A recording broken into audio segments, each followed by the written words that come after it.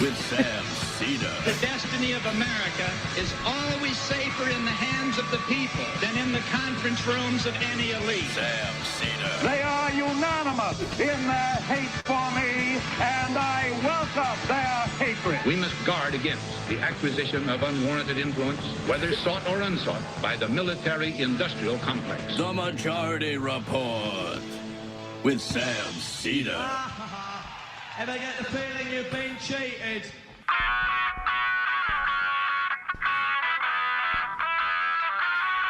It is Monday, July 17th, 2023. My name is Sam Seder. This is the 5-time award-winning Majority Report. We are broadcasting live steps from the industrially ravaged Gowanus Canal in the heartland of America, downtown Brooklyn, USA. On the program today, Daniel Bessner Derek Davison, co-host of the American Prestige podcast on NATO's past, present, future. Also on the program today with 14 days until the deadline, head of the Teamsters tells Joe Biden, don't intervene with our potential strike. It's day 76 for 11,000 writers and day 3 for 160,000 actors on strike against the film and television producers and streamers. Meanwhile, Ukraine sea drone strikes Russian Crimea bridge. Russia pulls out of the Black Sea grain deal. China has its hottest day ever as U.S. swelters. And AIPAC Dems attack Jayapal for speaking the truth on Israel. New numbers are out. Biden's small donor contributions at half the pace of Obama's. And Ron DeSantis. DeSantis? I like that, actually. I don't know. DeSantis. Losing DeSantis. Ron DeSantis is cratering in about 4 different ways. Lastly, a federal judge in Oregon says that Oregon's gun control law is constitutional. That is a Trump judge. All this and more on today's Majority Report. All this and more.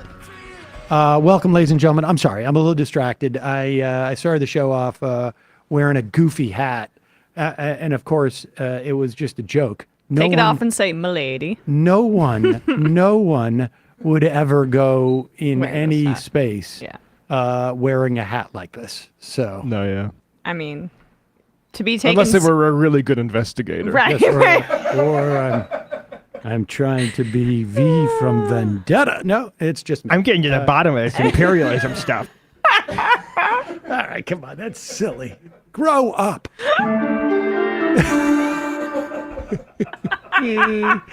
It's Monday. Hello, Emma. I don't know why everybody's so giddy. I know why. It's because we're all have heat stroke because we don't have AC. It's better today. It was supposed to be fixed on Friday. They were supposed to come on Friday, and I was waiting here until about 5:30 or 6, like 3 hours after the show, and then I find out it just made more sense for them not to come. Yeah. When they had scheduled it, and then it made more sense for them to come. It's Friday. I know how it's Saturday on Monday on 3, and so that's the air conditioner. All right, let's get right into this. We got a lot to talk about today. The deadline for the UPS, for the Teamsters, UPS drivers, to come to terms with UPS management, I believe it's July 31st. We have been talking about this for at least 6 or 7 months. It may have been as early as at the end of last year, actually. UPS, the Teamsters, have been on a collision course, forgive the pun, for months over this. Now, we have 180,000 people on strike against the television film business. We have other strikes going on. The Starbucks workers. Where was it where is it? Louisville. Are striking today with some other coffee folks. There are 10 cafes that were shut down in Louisville with strikes. Not just Starbucks, but another. Could you go back? I don't know what the other name of that. In Sunergos, I don't know what that means. I guess that must be another maybe coffee cafe shop, thing. yeah. But I mean, and of course there are other strikes that are happening around the country in between. The point being that we have a lot of people on strike, and there's going to be a lot of labor action, I think, in the coming months or so. So here is AOC down in New York, and we should say the head of the Teamsters said to the Biden administration, and it's interesting that they did this early. This is a way to create more pressure on management, because it jams up Biden. If Biden enters in and does so before there's even and has been warned before there's a strike, it puts that much more pressure on Biden. Smart move by the Teamsters to basically say, we're not striking now. So this isn't coming out of nowhere. It's just a way of saying, you stay on your side of the fence, because, and let's be honest, Biden hasn't had the best record of getting involved in these things. We saw it with the rail strike. Yeah. And this has Julie Su did go out with the Teamsters. With the Longshore and out in on the West Coast, and help at least resolve it, or I don't know if they actually came to a deal, but that was the last report that I heard. But this is the way the Teamsters are going to flex their muscle. They're going to basically say, sideline the government here and just say, we're going to, and we always hear that libertarians don't like government to pick winners and choosers. Okay, let's put labor up against it, and I should make it clear. Our government does that every day. Every government in the world picks winners and choosers. It's just winners and losers. It's just which one society decides we want to win or lose in that situation. But here's AOC in New York talking to UPS drivers. Cortez. I'm from the Bronx. We're out here in Queens today, and I'm not the only one here from the Bronx. We got Danny Kane and Tommy Oliver from Local 202 out in Hunts Point. Coming here to offer our support. We just want you all to know that we have your back. We have your back, and we say we mean this city has your back. This country has your back. Everyday people have your back, because you're not just fighting for yourselves. You are fighting to raise the standard for all working people in this country. This is the largest strike authorization in American history. 340,000. Sorry, I had a couple extra zeros there. Over 340,000 workers have authorized a strike from UPS. That is an enormous amount. That is the largest strike in American history. Danny and I were just talking. We think this is one of the largest strike authorizations and labor actions in the world going on right now. And when we do that, and when we're going to claim it right now, when we win that, we are going to raise that average, raise that standard for all workers. We cannot accept a dual standard where part-time workers and full-time workers doing the same labor are getting paid dramatically different wages. We can't allow for that. UPS made $16 billion in profit last year alone. $16 billion with a B. That is a level of richness and wealth that we really cannot wrap our minds around. They can afford AC in our trucks. They can afford to pay part-timers equal wage. They can afford to pay people enough to live in New York City and across the country. They can afford to make sure that everybody can feed their babies, clothe their kids, and lead a dignified life for themselves and pay rent in New York City.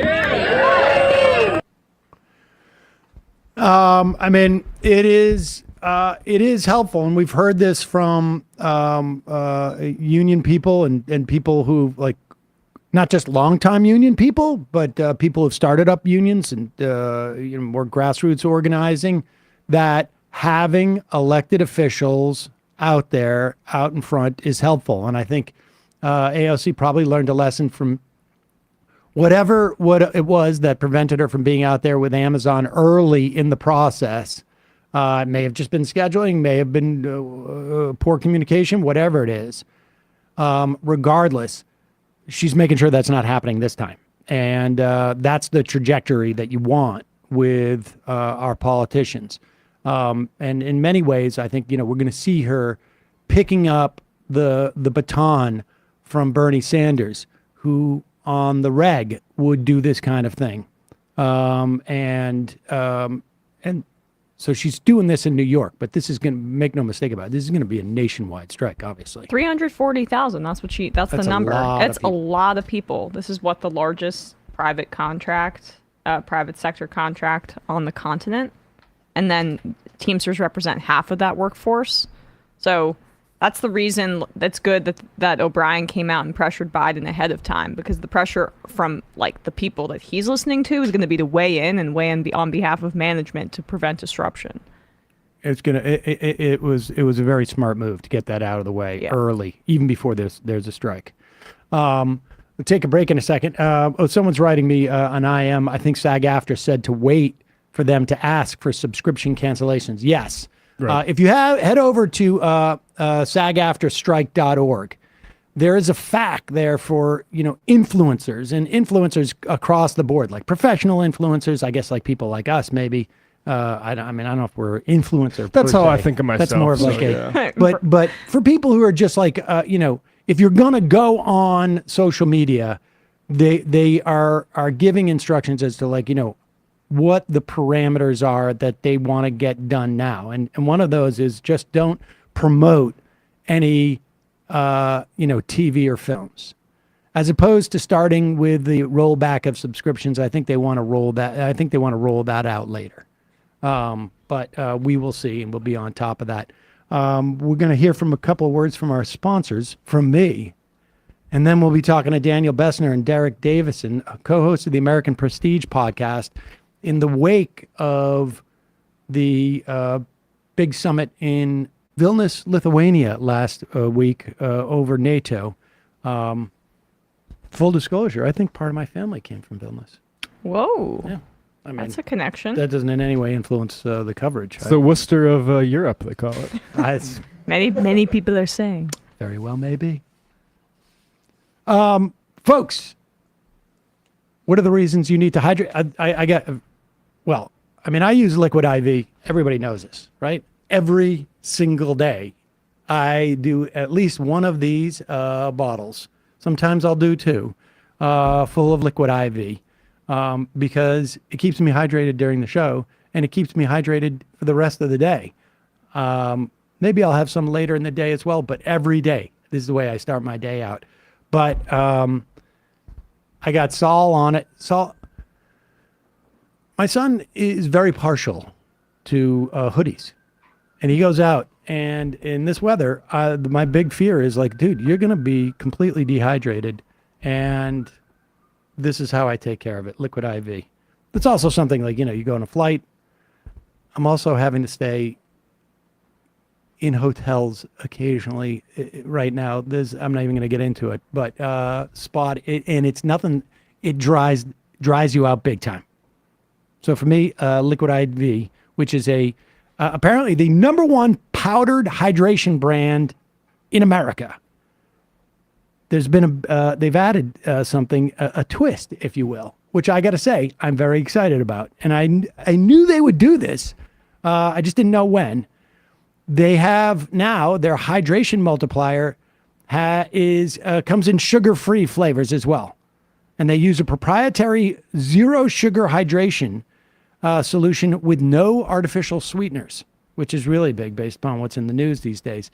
3 times the electrolytes of the leading sports drink, plus 8 vitamins and nutrients for everyday wellness. Liquid IV hydrates 2 times faster than white water alone. They have 3 new flavors that are sugar-free. Green grape, lemon lime, and what I got going today, white peach. White peach. I haven't heard of that one yet. No, peach is great. But I also like the green grape. And then the lemon lime I go to, I like all three flavors. Yeah.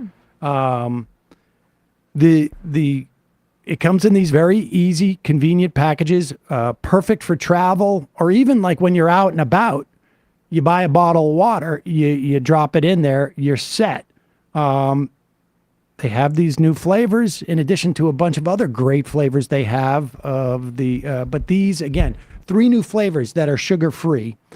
In one stick of liquid IV, you mix it with 16 ounces of water. It hydrates you, like I say, 2 times faster.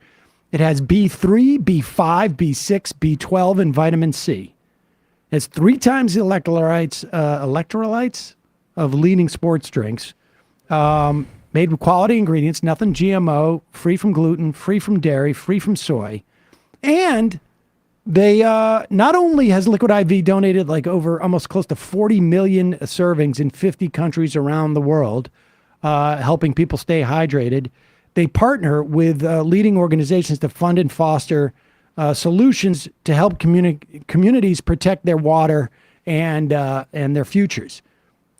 Real people, real flavor, real hydrating. Now sugar-free. Grab your Liquid IV Hydration Multiplier sugar-free in bulk nationwide at Costco, or get 20% off when you go to liquidiv.com and use the code MajorityRep at checkout. That's 20% off anything you order when you use the promo code MajorityRep. I'm not saying that wrong. MajorityRep at liquidiv.com. Also, today's sponsor, one of my favorite sponsors, SunsetLakeSebede.com. It is a majority worker-owned company, $20 minimum wage. They grow all the hemp they use in their products. They have no pesticides. They use integrated pest management. They also use regenerative farming practices. I mean, just great for the land, great for their people. Their product is third-party tested, and you can see the entire breakdown of what's in it. All the different variants of what could be in Sebede. You could check it out. And they're great movement partners. We've talked about this. They give thousands to all sorts of organizations. Right now, they have a special sale on their tincture. 35% off. You can use it to go to bed. They have a tincture with melatonin.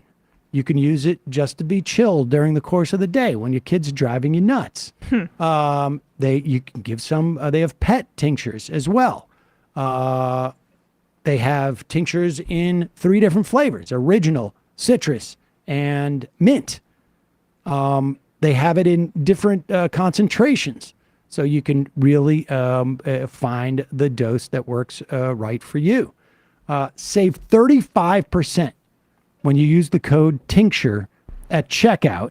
And like I say, these guys are movement partners. They have been they were longtime fans of the show, and they're good people. Sunset Lake Sebede going to be donating 10% of the sales to the Vermont Flood Response and Recovery Fund, set up by the Vermont Community Foundation to help those who've been affected by the disastrous flooding. They're from outside of Burlington, and they've just, are constantly doing stuff to help their community. Now is a great time to stock up on tinctures, folks. Visit sunsetlakesebede.com. Use the code TINCTURE at checkout. You'll get 35% off. The deal ends tonight, so check it out. All right, quick break, and when we come back, we're going to be talking to Daniel Bessner and Derek Davison, co-hosts of the American Prestige podcast.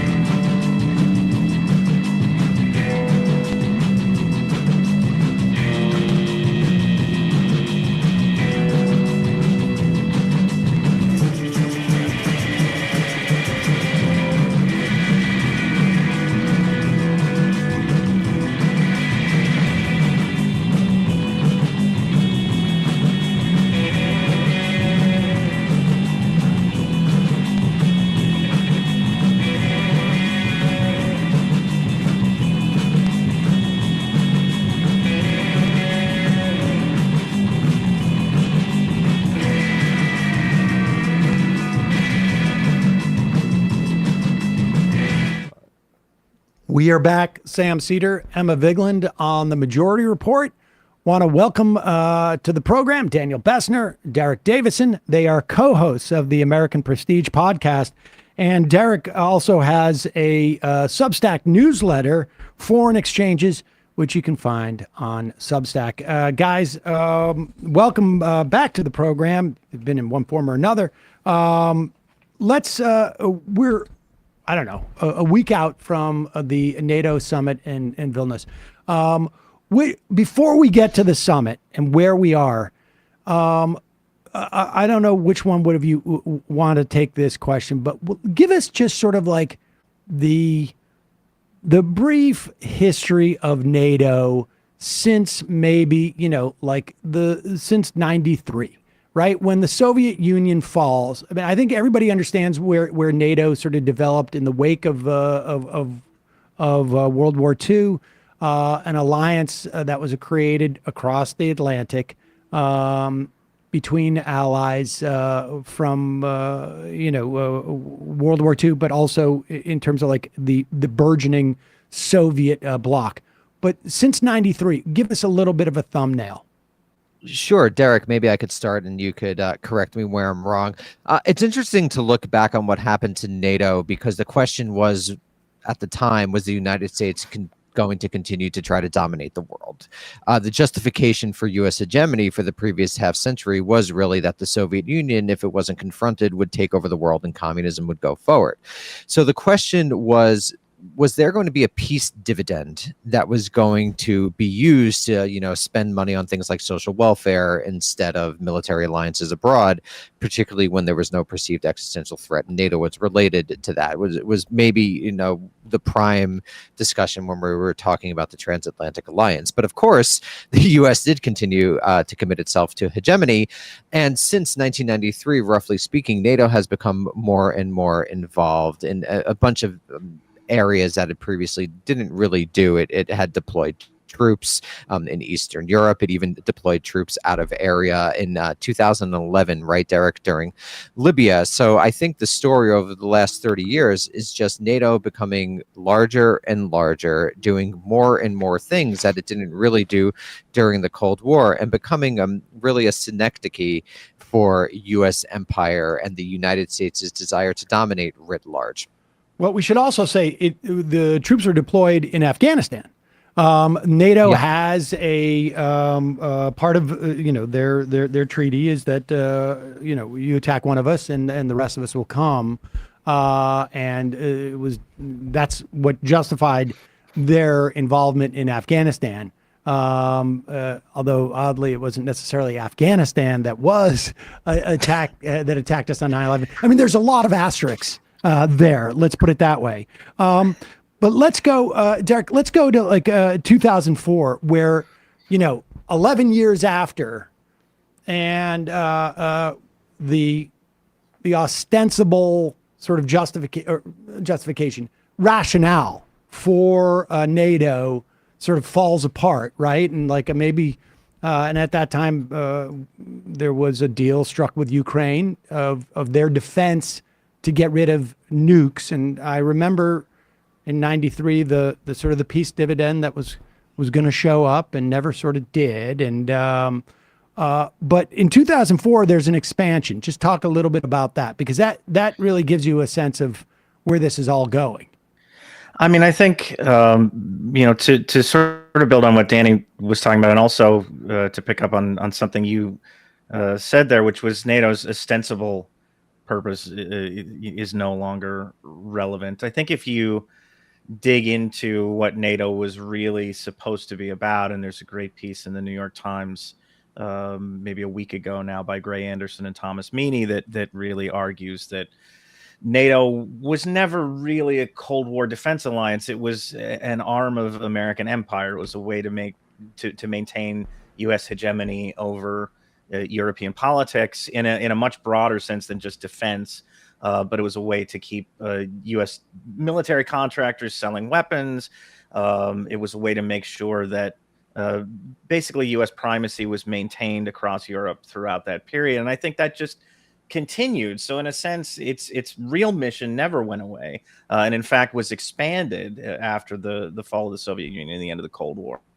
So that expansion that you get in the expansion that you get in the 90s and then in 2004 into Central Eastern Europe, into places that were very much in the Soviet periphery during the Cold War, that's just a natural continuation of this process, and it's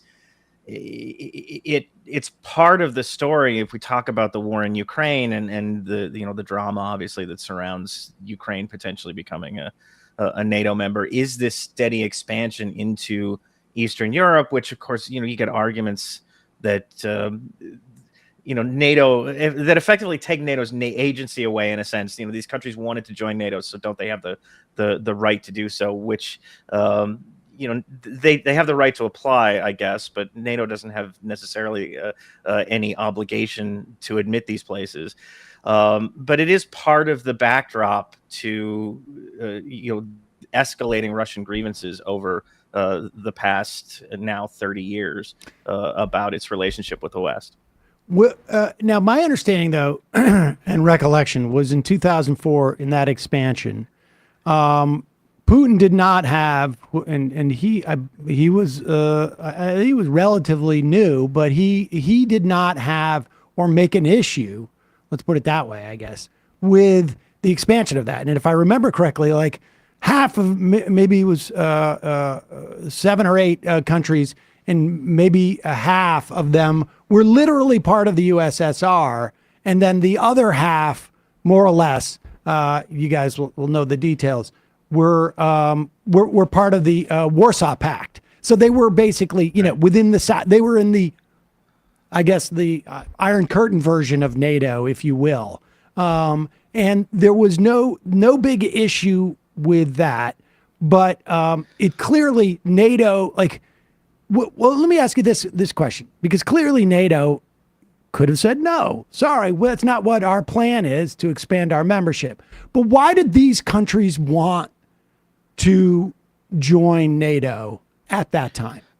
Yeah, I think the way to describe it is that these were countries that were part of the USSR, were part of the Eastern Bloc, but weren't core countries like a Georgia or Ukraine. They were countries that, for example, if you look at Lithuania, a country that went back and forth between the Nazis and Soviets between 1939 and 1941.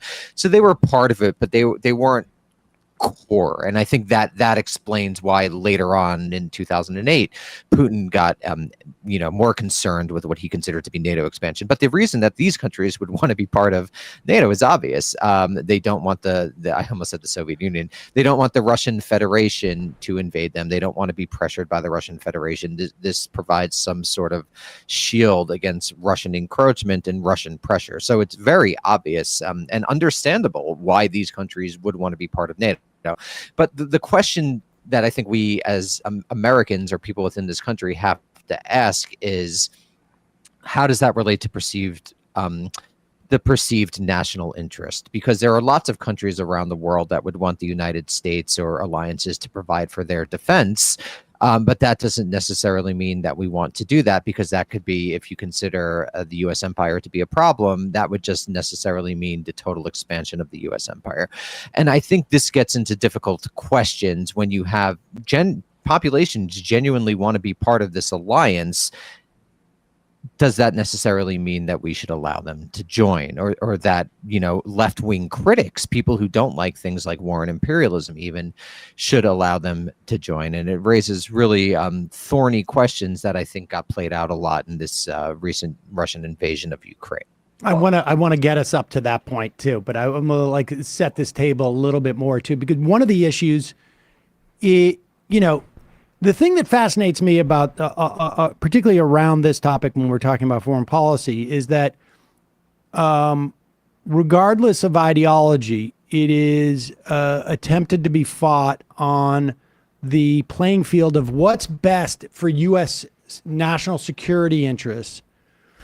And everybody tries to carry that banner as if there is this sort of objective notion of what is in a country's best national security interest. And it's almost like, there's an analog somewhere into sort of like economy, the economy in some way.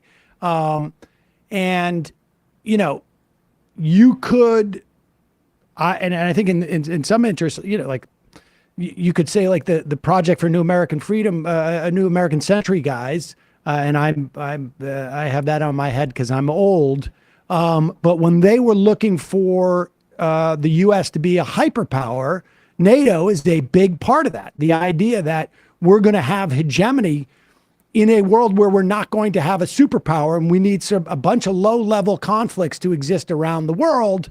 And as long as we're sort of riding above that, we're okay. So what is, like, how do you guys define what is in U.S. national security interests? Like, what are the elements that create that sort of idea for you? Derek, why don't you start, and then Danny, you'll go next. I mean, I view this increasingly on a global perspective. The challenges that really threaten the United States or anybody are climate change, pandemic, global inequality, and the instability that brings. And these are problems that have to be worked out with international solutions and drawing battle lines and for, as you brought up the 2004 NATO expansion, which was, I think, an explicitly done in an anti-Russian way. These were countries that wanted protection from Russia. That was their rationale for joining NATO, which is part of what has kind of caused this issue to become more charged, I think, from Putin's perspective or from Russia's perspective over time, that this is increasingly kind of an anti-Russia. It doesn't facilitate addressing the real threats that we face. I think to expand this to China, drawing battle lines or drawing sort of lines of control in the Pacific, and putting countries on an us or them footing with the U.S. and China. It's just counterproductive to these things. So my view is we're going in the opposite direction of national security right now with the priorities that we're laying out. I agree with Derek, and I would even define national security interests rather narrowly, which is to basically defense of the homeland.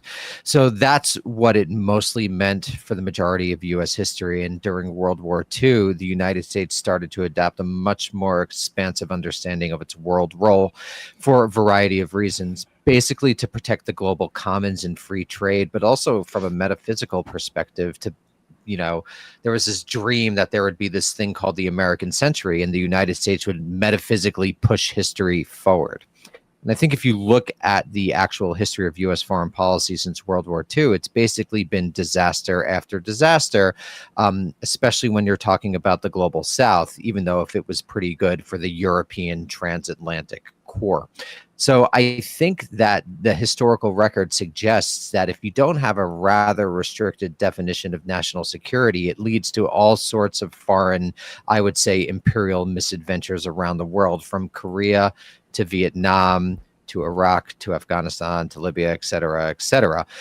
So that's how I define it. The problem, though, as Derek identified, is that there are these genuinely global issues, climate, pandemics, that really need to be worked out with other countries. And then I just want to end with this quick thing. The bigger problem is that we have this global capitalist system, atop of which stands the United States, that is organized basically around Americans consuming an enormous amount of stuff.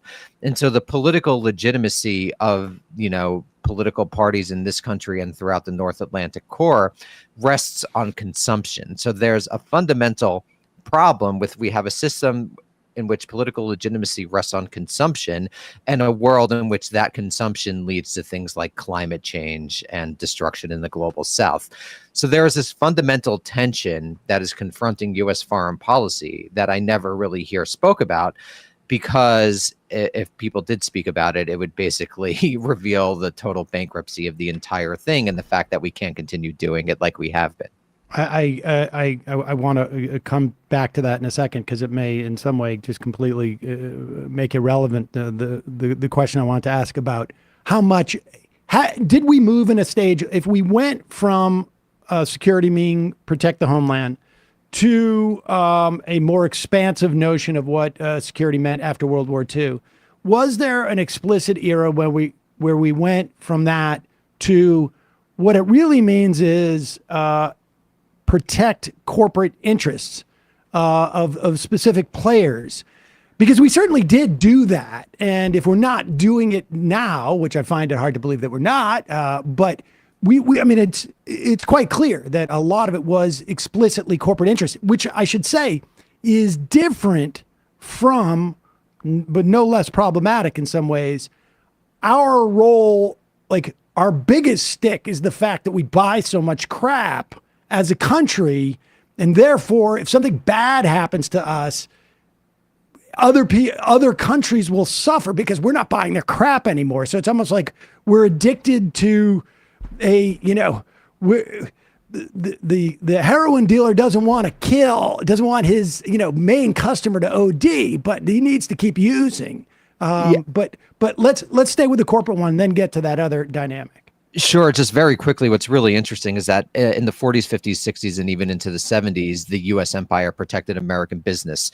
What happens in the 70s is that it begins to protect capitalism writ large and multinational corporations. And you see it's actually directly related to the second part of your question. We don't really produce stuff here any longer, right? We just consume stuff that is mostly produced elsewhere. And this has to do with the shift that happened in the 1970s from protecting American capitalism to protecting global capitalism, which is exactly what Marx predicted would happen. And you have the rise of an international bourgeoisie where a rich guy in New York shares more with a rich guy, let's say in Abu Dhabi or New Delhi, than he might with someone, 20 blocks away in New York City. And you have this very strange thing where capitalism became genuinely globalized in the 70s, which really complicates a lot of these issues you're talking about. I don't know, Derek, if you have anything to add to that.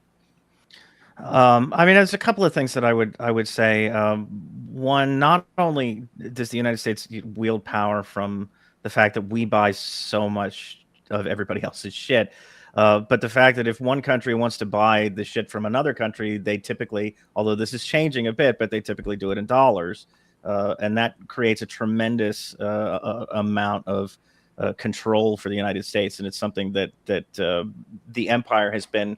The interrelationship there between, the dollar dominance sustaining the empire, but the empire also existing to sustain the dollar's dominance is, I think, something that needs to be brought into the conversation. But increasingly, the other piece of this, I think, that's interesting in light of Ukraine especially, is we've gotten to the point where we're not just defending U.S. corporations. We're doing like arms expos. I mean, we're helping military contractors sell weapons overseas, and that's become a big piece of the international, the foreign policy of this country, and the military role is to show these things off. That's happening in Ukraine right now. I think.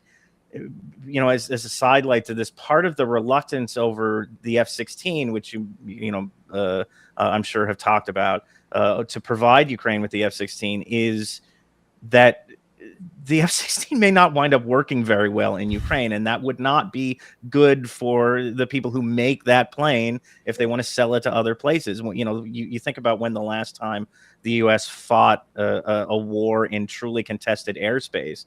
The F-16 isn't really tested that way, and so I think there's a real fear about that.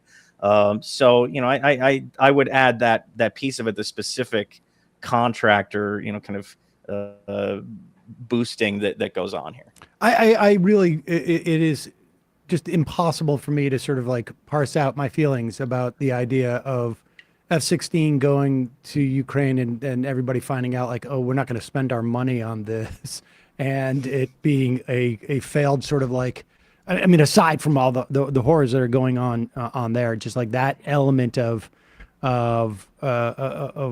watching that weapon be found to be like a dud, at least in terms of like, it becoming sort of a non-sellable piece of equipment. But all right, so we're moving up through 2004. We're into 2008. and the Bush administration is talking about letting in. I think you mentioned this, Daniel. Letting in Ukraine and Georgia, but it's too controversial. So there's like some type of like compromise where we're going to talk about the idea in a sort of a general way. There's not going to be any type of like conditions or this and that, but like, it's like, we want to let you in type of thing. And that's where we've been, until this, summit, although obviously Russia attacks. Where are you guys on the scale of Russia attacked Ukraine because of NATO encroachment, or Russia attacked Ukraine because of domestic issues, etc.? I mean, I land much more on the domestic issue side, I guess, if you're talking about immediate causes of the invasion. I don't think that there's anything NATO could have done in January of last year or February of last year that would have prevented this from happening. So if that's the time frame, and I know this is a heated debate between the folks who think that NATO expansion played a role here and the folks who reject that out of hand.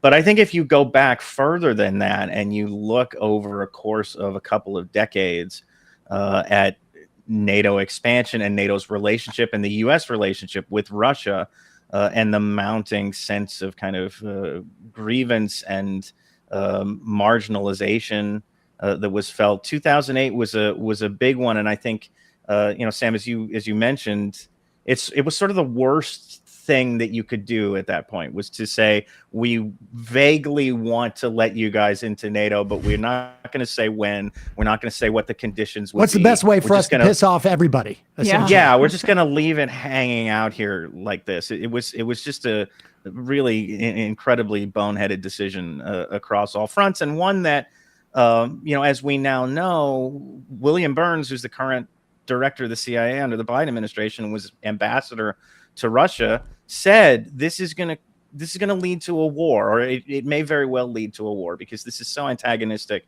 to the Russians that they're going to have a difficult time kind of. And we should say he said this to Condi Rice. He worked for Condi Rice, who was ostensibly a Russian expert, and she didn't buy it, or she didn't get anywhere in the administration, in the Bush administration, to push that. But it did lead to a war, it seems to me, in 2014, right? I mean, in one fashion or another. And the Obama administration, as far as I can tell, basically said, like, we're going to be more or less hands off on this, because maybe in some, sort of vague acknowledgement that, like, moves maybe by the Bush administration in particular, and, over the years, may have like created these tensions, and we need to release this tension or some level. Is that a fairly accurate description? I would even add it contributed to the war in Georgia in 2008. So we don't even have to go to 2014 to see that this was an antagonistic thing. Sorry, Danny, I know you were gonna jump in there. No, I think that's precisely right with Obama. Particularly second term, Obama became quote unquote more realist, where he really did try to connect U.S. foreign policy to perceived national interests, and it just is very, very difficult to do when you're talking about Ukraine and Crimea, except if you're talking in basically expansive moral terms, or in this sort of vague, used when they want to and not used when they don't want to, idea of democracies versus autocracies. So Obama didn't want to make this a centerpiece of U.S. foreign policy, though, Derek, there was involvement since 2014 in the U.S. You might be able to talk about a bit better than I. Well, yeah, there's been there's been training. NATO trainers have been in Ukraine. There've been, not excuse me, not obviously on the level that we've seen over the last year and a half, but there's been military hardware that's been brought in to support the Ukrainians. I mean, people, may not necessarily understand that this was a frozen conflict for 8 years in the Donbass with a hardened battle line and shelling almost, if not on a daily basis, then fairly frequently. And there were certainly NATO trainers that came in to help the Ukrainians to support the Ukrainian military, and there was other involvement on a lower level than certainly we've seen since the invasion began. And so this is the tension of U.S. foreign policy. Even if you want to disengage, you can't quite.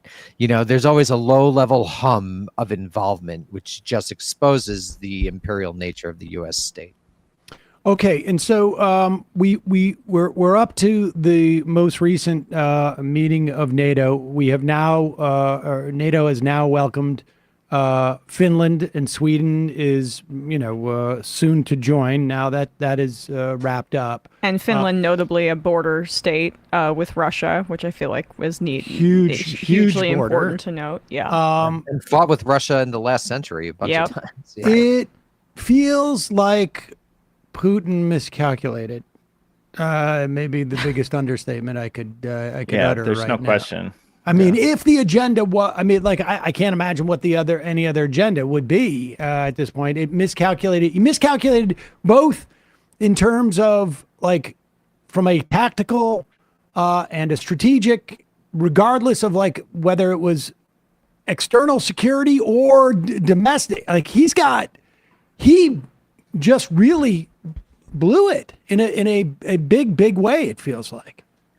I think it's a COVID war. I mean, I think he basically became increasingly isolated over COVID, and he became increasingly paranoid. And it's such an obviously terrible decision in every way, shape, or form. Before the war, neither Derek and I thought he would do it because it was so obviously a bad choice, a very difficult thing to accomplish. So he did everything that he didn't want to do. Most important, I wrote a piece for the Alameda Institute where I basically just read and analyzed everything that the U.S. has done. I mean, this has been a gift to the American empire. This has been a gift to getting European nations to recommit themselves to U.S. hegemony in Europe. This has been a gift to people who want the United States to remain forever armed and militarized and dominant abroad. So I think it's you can't even overstate how much of a failure this is from Putin's perspective, to say nothing of the domestic political costs, which are kind of difficult to really analyze, but clearly fairly significant, especially as Putin gets on in years, even though he's significantly younger than President Joe Biden and Donald Trump. Well, but Danny, I agree with that, and I think it's not just a COVID war; it's a legacy war. It's somebody who recognizes, and I know there's Kremlinology about Putin's health all the time, and that's kind of nonsense. But he is getting older. He's in the second of what's supposed to be a 2-term presidency. He'll undoubtedly find a way to stick around, but legally, at least, that's the way it sits. And Ukraine is Ukraine in Russian history and the Russian imagination. This is a core land, and Putin saw it kind of slipping out of that orbit, and I think didn't want his legacy to be losing Ukraine, if you want to put it that way. It also seems to me to be, and I don't know to whose benefit this is, other than probably U.S. corporations, a real problem in terms of our relationship with China, because it is a little bit too emboldening, it feels like, and that NATO. I mean, I've read some of the pieces that you noted. Europe, this in some ways, maintains more U.S. hegemony over Europe, in the sense that there's no reason for Europeans, or no incentive for them to sort of build any sort of sovereign ability to defend themselves to the extent that they need to. And it makes them further, it seems in some ways, reliant on their relationship with the United States, which there's a lot of, it seems to me, forces in the U.S. that now wants to basically say, we're going to use that in our pivot to the Pacific, which has been ongoing now for 15 years. Well, I mean, even depending before on Iraq, it's a right? slow pivot. We're coming around the bend very. We got slowly. bogged down in the Middle East. Well, in but our I'm not wars convinced of that empire. that was not part of like some people were pivoting earlier than others. Yeah. I mean, I've told this story many times, but in 2004, I interviewed Gary Hart, and he told this story about the 21st century. There was some commission he sat on with, I think it was with Rudman, about Senator Rudman from New Hampshire, if I'm not mistaken. And they were looking at the threats to the United States in the 21st century. And there was like 30 people sitting around a table, every one of them, and this was in the summer of 2001 or in the beginning of 2001, every one of them said non-state actors or some terrorist states, that type of thing. One person said China, and everybody sort of laughed. Went around again after 3 or 4 months. Same thing happened. They said China. They still laughed at this person. Maybe there was one more 3 months later where they did this, and she never showed up again. And it was Liz Cheney who was espousing that. And I'm quite convinced that because I have the Project for New American Century on the brain, that Iraq was also very much about making sure that we had control of the spigot in that region, because we wanted to, decide who at the keg party was going to get their first, their cups could be passed down first, and we didn't want it to be China. So, okay, let me ask you this: what do you, from the perspective of leftists, what should we be doing regarding Ukraine? Like, I mean, it has been. You've got 60 seconds. No, I'm joking. But honestly, like what? Nothing, basically. We should be doing nothing. I mean, we should not be expanding around the world, sending weapons around the world to conflicts that are only peripheral to any possible perception of the national interest. Why should we do that? Why is this a hot take? Because I think people need to analyze what is the actually existing American empire done both abroad and at home. At home, we have a militarized society. We continue to empower defense contractors. We have a society organized around the military, and we're spending money on warfare when we should be spending money on welfare. But beyond that, if people want to say, well, that's selfish, Danny, what are you talking about? If you look at the actually existing history of the United States empire abroad, it's not really a question.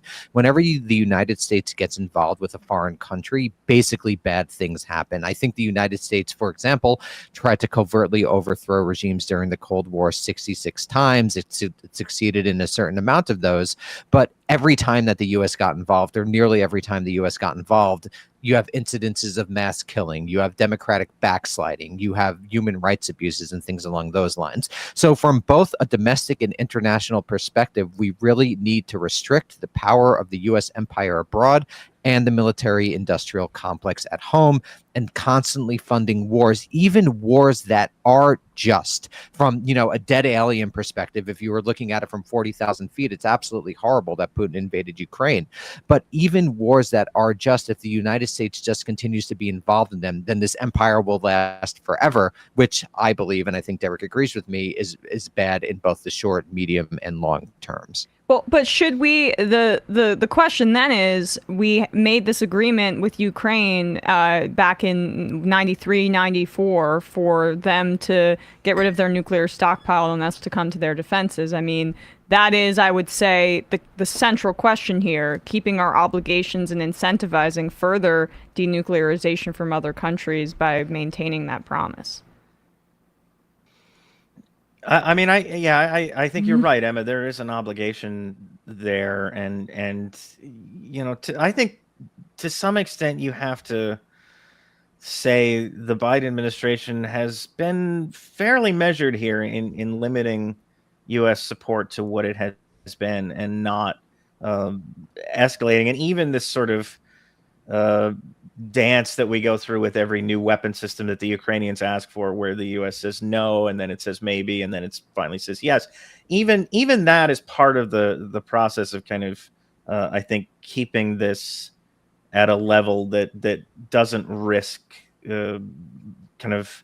escalating into something much worse than it already is. But Sam, to get to your question, and my answer is kind of vague. hokum, I guess. But I think for the left, it's very important to support any outlet for diplomacy with respect to this conflict. And I was somewhat heartened to see, a little while ago there was the report of some kind of old retired or more retired kind of ex-U.S. diplomats engaging in some track 2 diplomacy, including Richard Haas, the former, now I think president of the Council on Foreign Relations, friend of our pod, Richard Haas. Yes, absolutely, friend of the pod, guiding light for American prestige. But anyway, just to see that happening at some level, and of course, the immediate reaction to that was these people are all Vladimir Putin's puppets. Richard Haas is somehow on the Kremlin's payroll. But just to have any amount of negotiation going on, because it's so clear that there's very little of it happening right now, and it's equally clear that there's really no planning or thought being put into how this conflict ends. I think all the eggs were put into the basket of this counteroffensive that the Ukrainians are still engaged in, and somehow that was going to be a dramatic success. It hasn't been, and I'm not sure anybody knows what to do at this point. Diplomacy, even on kind of issues on the margin. The Black Sea Grain Initiative just fell apart today. The Russians pulled out of it. Right. That's going to have huge repercussions for global food security, and especially in places like Africa and the Middle East that are struggling anyway. Again, because of climate change and instability, struggling to feed themselves. Now this adds a whole new level of difficulty here. So my argument would be, it's important to support those efforts, just to keep talking, even if the talks aren't going anywhere right now. And I'm not saying, pressure Ukraine to surrender or anything like that. Just maintain some open channels of communication. I tend to agree with that, but I also, I think increasingly, let me ask you this. And there's maybe no way for us to know this. because I've watched, there was an African mission maybe less than a month ago that went in an attempt to forge peace, and basically both sides said, "We'll talk to you later." Do you think that my sense has been from the beginning that Biden was very reluctant to get involved in this way.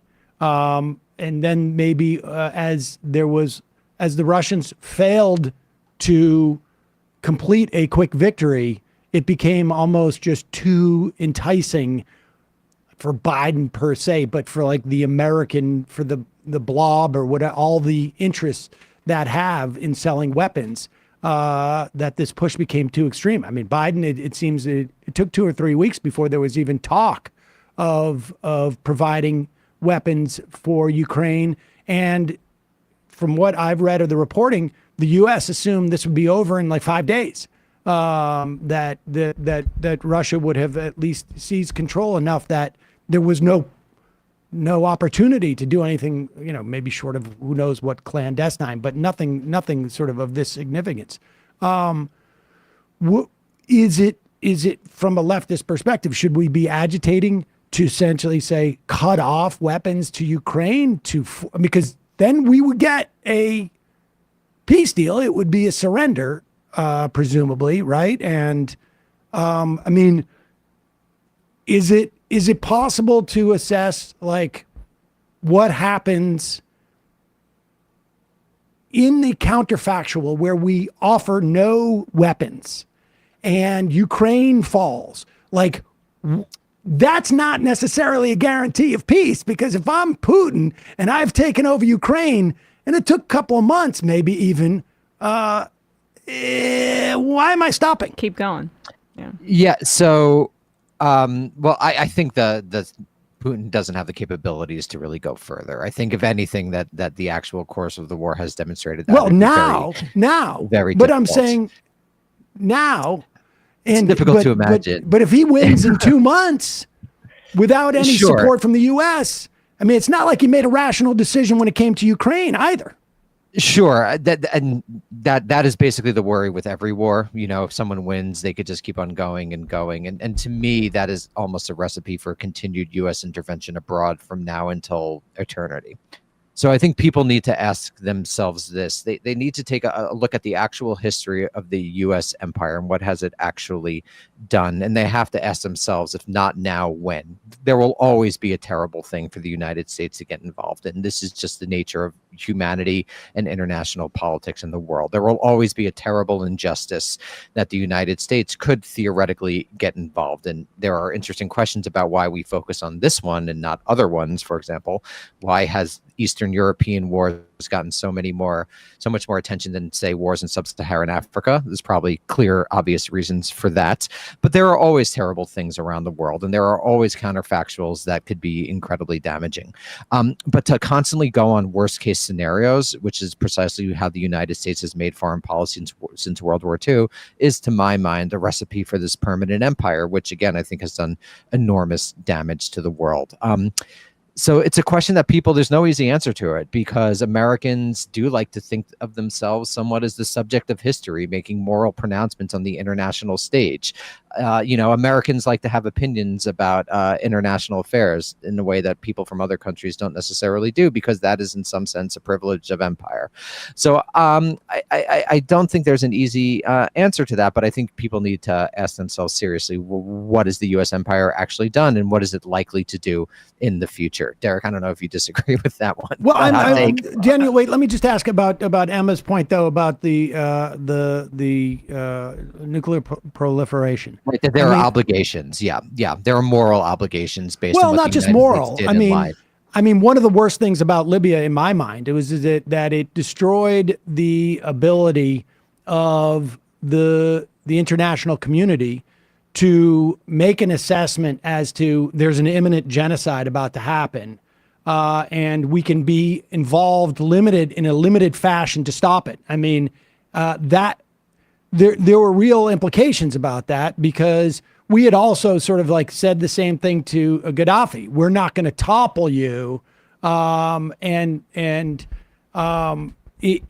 it has an implication as to our ability to even engage with people and say, stop making nukes. And if you don't make nukes, we will do this. Give us your nukes. And if you do, we'll do that. I mean, we don't have great credibility, but we can still make it worse.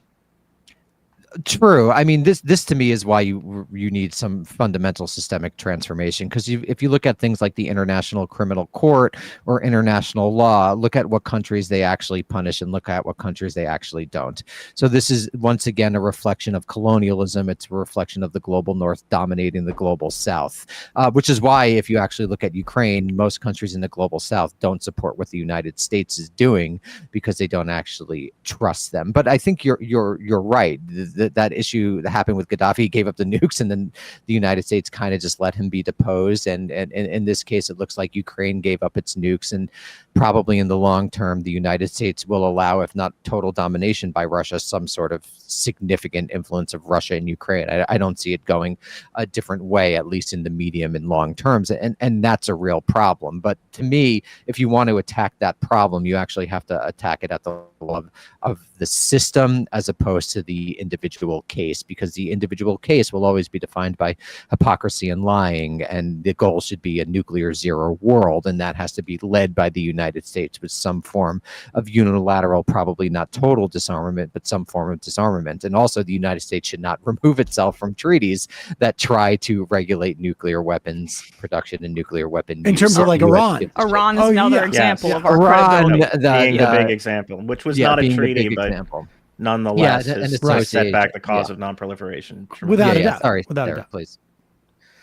I'm a little more sanguine than Danny is about the weapons, and I think that I agree with Emma. There's an obligation here to support Ukraine based on that 93 or 94 agreement that under which they disarmed. But I think and again, this goes back to there being very little diplomacy happening here and very little sense of what could be a possible end game for this conflict. I think you can be discerning about what weapons you send to Ukraine. Are these weapons that would support defending the country, or are these weapons that are going to be used to try and take back Crimea, which would be, you know, a huge red line for the Russians? Or even, you know, even bigger, are these weapons that could be used to strike deep inside Russia?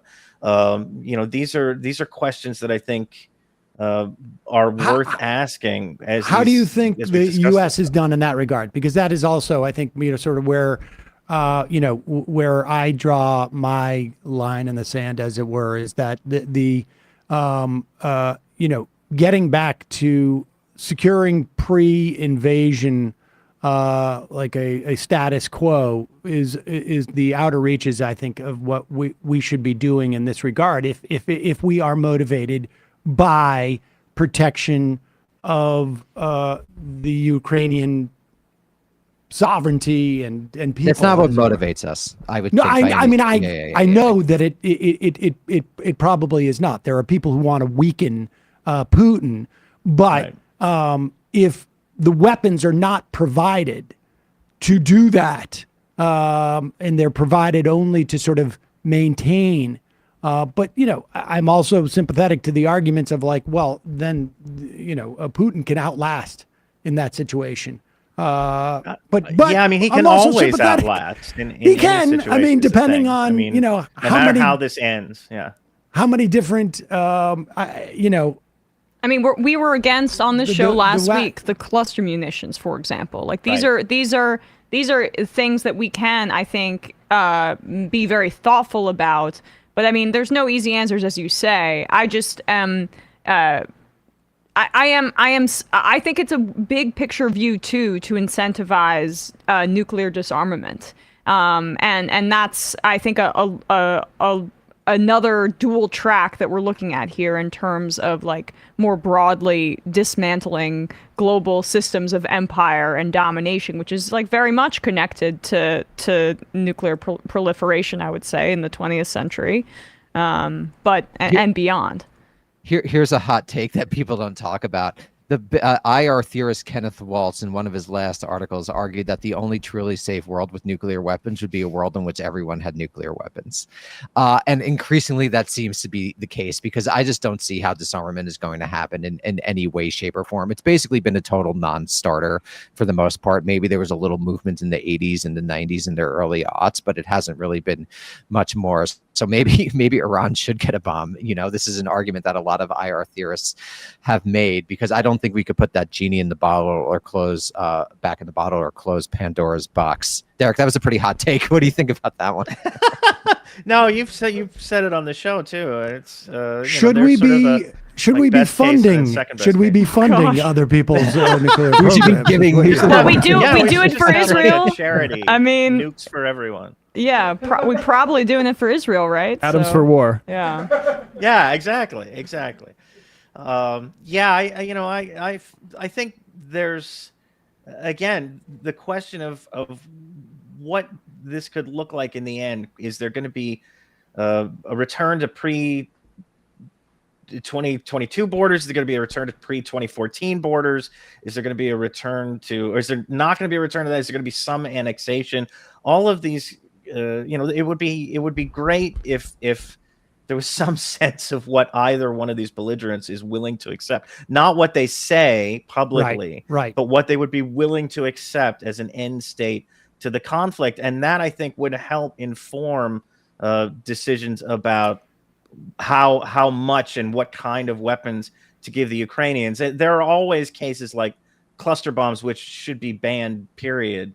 They shouldn't exist, that they're easy to oppose, but at the deeper level, how much of this should be going on, I think, has to be informed by some track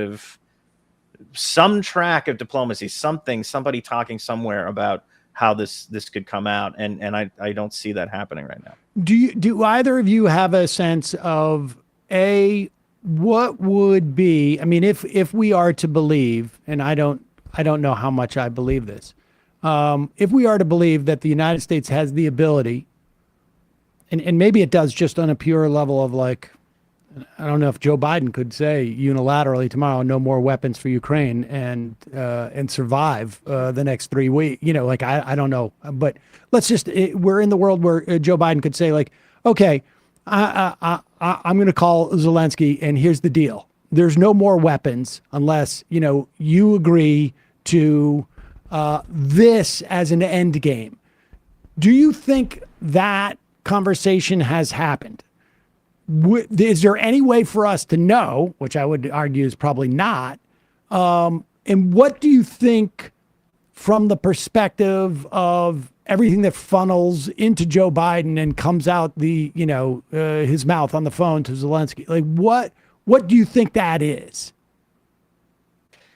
I think it's like you said, it's quite difficult to know, but from open source intelligence, i.e., reading what people say, it's pretty clear that the U.S. foreign policy establishment likes this war for a lot of reasons and wants it to continue for a lot of reasons. My guess is that there isn't an enormous amount of pressure within the administration to broker a peace deal. It's very good for U.S. defense contractors. It's very good for weakening Russia, and I think the most important thing for U.S. policymakers is that this really has reshored up the transatlantic alliance, which was attenuating over the course of time. This has given NATO a steroidal shot in the arm that it wouldn't have otherwise have. So I just don't see any of the pressures to push toward a true diplomatic solution. And we would have seen something if there was. But just what someone like Lloyd Austin says or what Antony Blinken says, they're like, yeah, we kind of like this war. It kind of allows us to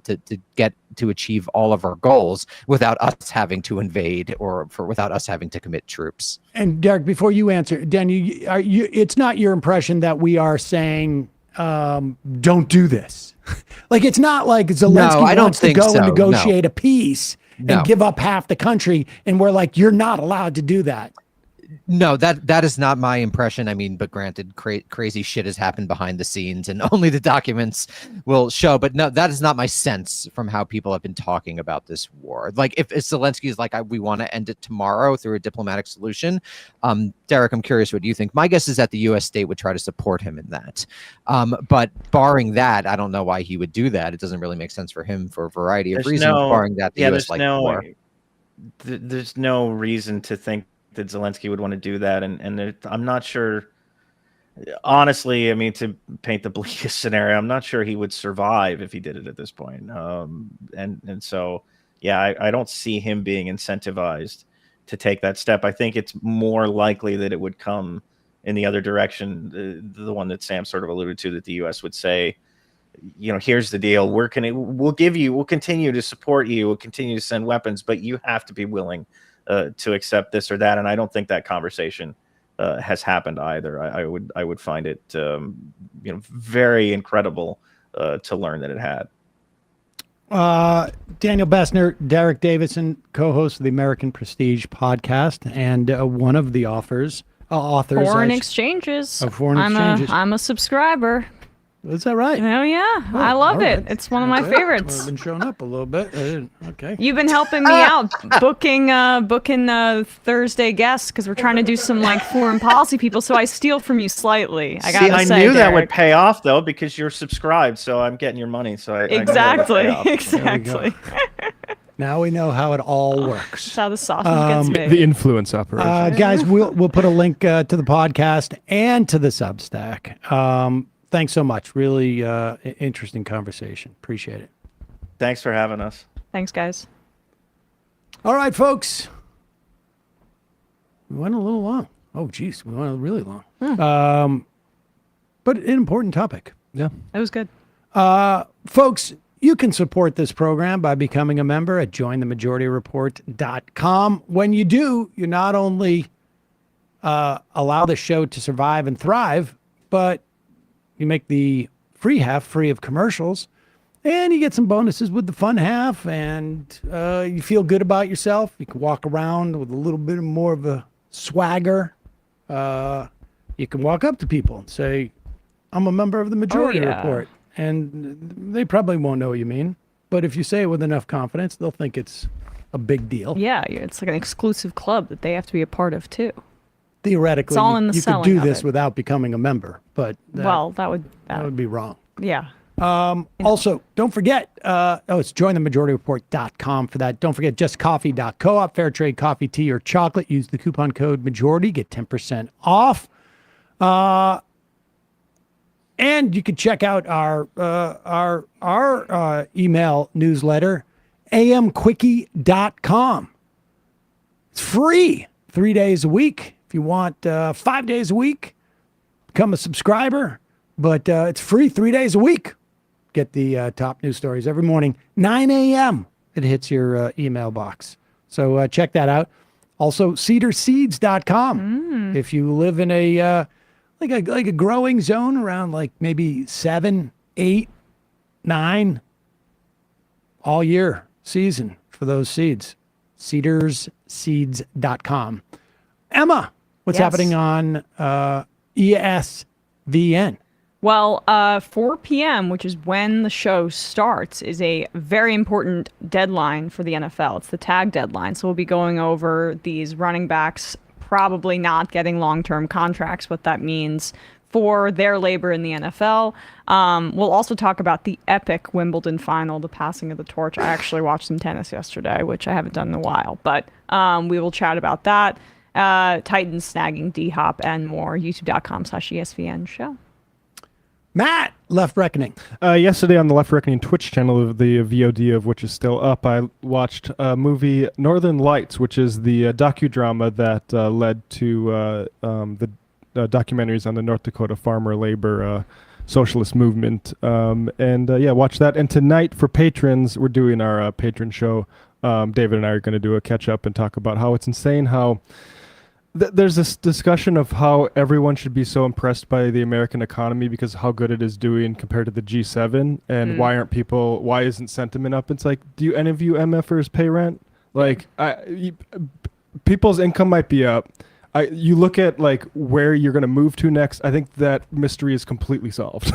Well, also, in many respects, the rest of the G7 doesn't rely. The well-being of the people in that country, because they've decommodified essentials, don't rely on their health of their economies in the same way that we do in the United States. And it's one thing for people like Matt Iglesias to argue that, but like we need our progressive rapid response folks to not be so confused about this stuff. Well, and the other problem is that to the extent that that our economy is doing better, it is a factoid, as it were, that is not being deployed in the way that it should be. It should be deployed in the sense that, like, hey, we can spend more on people, more stimulus, and it's not going to hurt things. Like, we can take half the children out of poverty, and guess what? The sky doesn't fall. We don't turn into Weimar, Germany. Yeah, was it Meyerson in the Prospect that had like an article on the sort of like tightened labor conditions because of what we did during the recession? So. And it's like, that's all good, and I think we should applaud that, but I don't think we should tell people like, well, that's enough for you to vote for Democrat. I think it's just, we got to say it should be deployed in a way that promotes more of those policies. Yeah. All right. Two IMs I'll read. International Socialist. Sam, as you only read out my IM when I insult you, Sam, today you look like a fish-faced hierophant. Hierophant? I don't know the answer with that. And Ryan in Cali says, the danger is more nations have the bomb. Eventually, one of them will feel the need to use it. And with the rise of fascistic leaders, Modi, Netanyahu, Trump, some lunatic will bomb a perceived or real enemy. Iran having a nuke might stop a rational nation from attacking it. But religious fanatic fundamentalist Netanyahu, the entire GOP, Modi aren't rational. I tend to side on the favor of the more countries that have a nuke, the more likely a nuke's going to go. I mean, Donald Trump was like, why can't we use them limited over here? And, you know, we were fortunate that his entire administration was not 100% filled with 100% lunatics. I don't know about a second administration, but there's no guarantee that some other country like this, the law of averages are going to line up at one point. And that's like, that's the one time I believe in the 1% doctrine. Yeah. Where, that one time that the forces align, I would not be in favor of potential world apocalypse. Yeah, I mean, I am, incidentally, I want to make this clear, I am against global apocalypse. Whoa. Yeah. Bold stand. I mean, that was one of the books we had Ellsberg on, is the Doomsday Machine, and you look at like the history of that and how close in certain situations we've got, and I mean, I don't know how in supposedly a country, and I think it's legitimately true that we are one of, maybe we're not the only one, but we are one of, let's say, a dozen or two countries that have like some forms of checks and balances in a way that I think some other countries don't, right? I mean, and let's not forget, we dropped 2 atomic bombs. Yeah. We are the one nation on Earth that dropped 2 atomic bombs, and that's different, of course, than nuclear weaponry, and I'm sure, honestly, there will be increased discussion about that with the release of this movie Oppenheimer. That sounds silly, but but it's going to be talked. I mean, it is unconscionable, the fact that we dropped those 2 weapons and killed and maimed so many Japanese people in a way that it did not need to happen, of course, and the effects, the chemical effects for that population were felt for decades and later. And we had to tell stories about how benevolent or useful or important it was that we did it. And I'm hopeful that at least like this big movie coming out like has people thinking more about what our role in the maybe we should check in with I imagine it's not going to have that. Well, apparently apparently it is. Apparently it's supposed to be about that. What you're thinking? I don't trust it. No one's politics. I don't. I don't either. But I mean, either way, we should have check someone with on Greg Mitchell about this, this, because he's written about this and extensively over the years. So maybe we can. I'm bracing it, I guess, is all. But yeah. Who knows? We'll all right. Quick break. Fun half. You are in for it. All right, folks. 646-257-3920. See you in the fun half. Are you ready?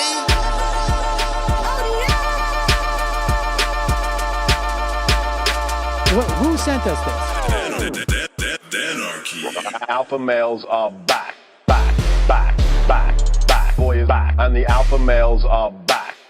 Just as delicious as you could imagine. The alpha males are back. Boy is back. And the alpha males are back. Just wanna degrade the white man. Alpha males are back. I take all of it to my throat. Alpha males are back. Snowflake says what? The alpha males are back. You are a madman. And the alpha males are back. Oh no, Sam Cedar! What a fucking nightmare! Can we bring back DJ Danner? Yeah, or a couple of them. Just put them in rotation. DJ Danner. Well, the problem with those is they're like 45 seconds long, so I don't know if they're enough of a break. That's fucking nonsense. You see white people doing drugs, they look worse than normal white people, and all white people look disgusting. And the alpha males... Psych. Fuck them. Snowflake says what?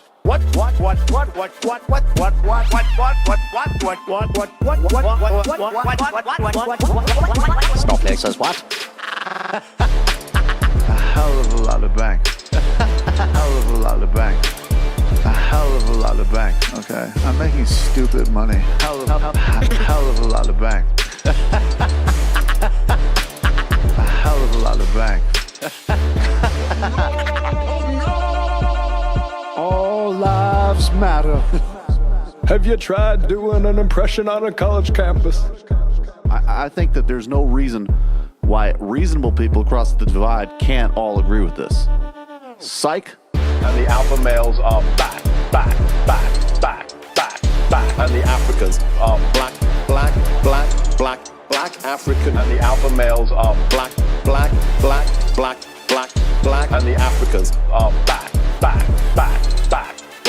When you see Donald Trump out there, doesn't a little part of you think that America deserves to be taken over by jihadists? Keeping it 100. Can't knock the hustle. Come on. Fuck 'em. Things I do for the bigger game plan. By the way, it's my birthday. Happy birthday to me, Jew boy. I have a thought experiment for you. And the alpha males are back. Africans are black. Alpha males are black. Africans are back. Come on. Someone needs to pay the price for blasphemy around here. I am a total pussy.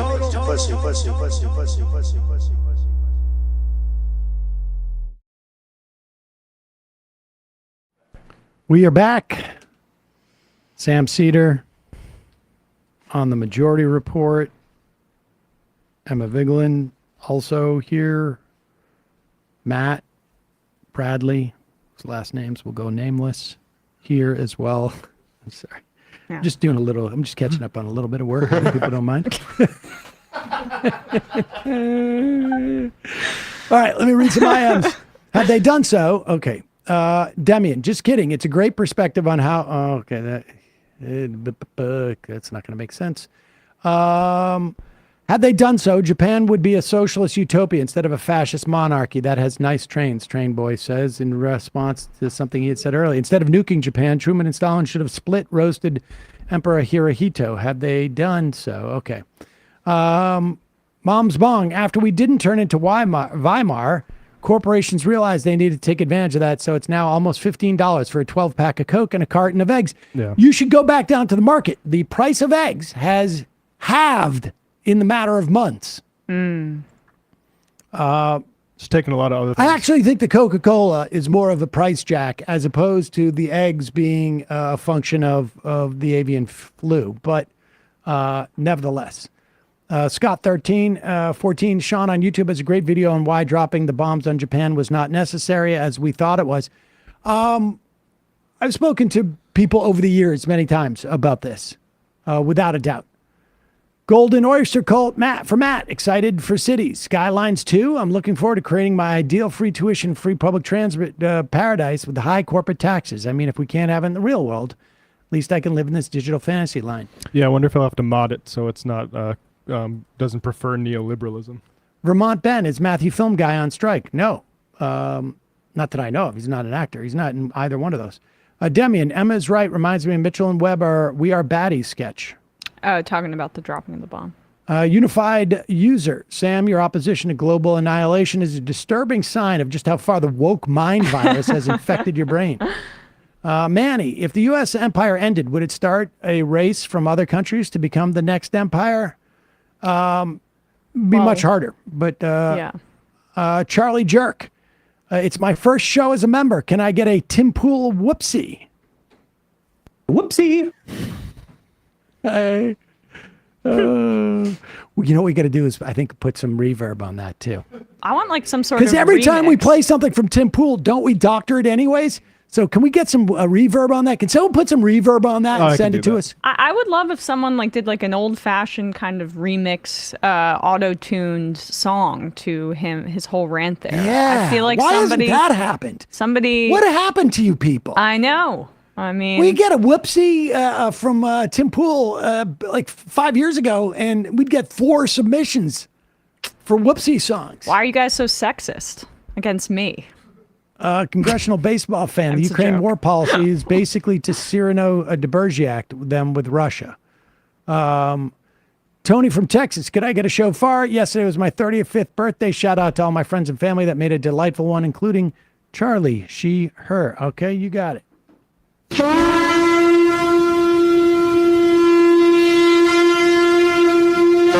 Juneteenth is my Independence Day. I love that segment. U.S. foreign policy is so misguided and misunderstood. We have to talk about it.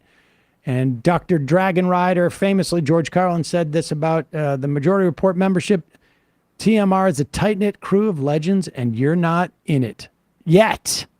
There you go. Let's turn on the phones. We'll get there soon. But in the meantime, here is, and this is not safe for work, ladies and gentlemen. There is some swearing involved in this. I should tell you right now. Some radical politics. This guy's always been pretty good.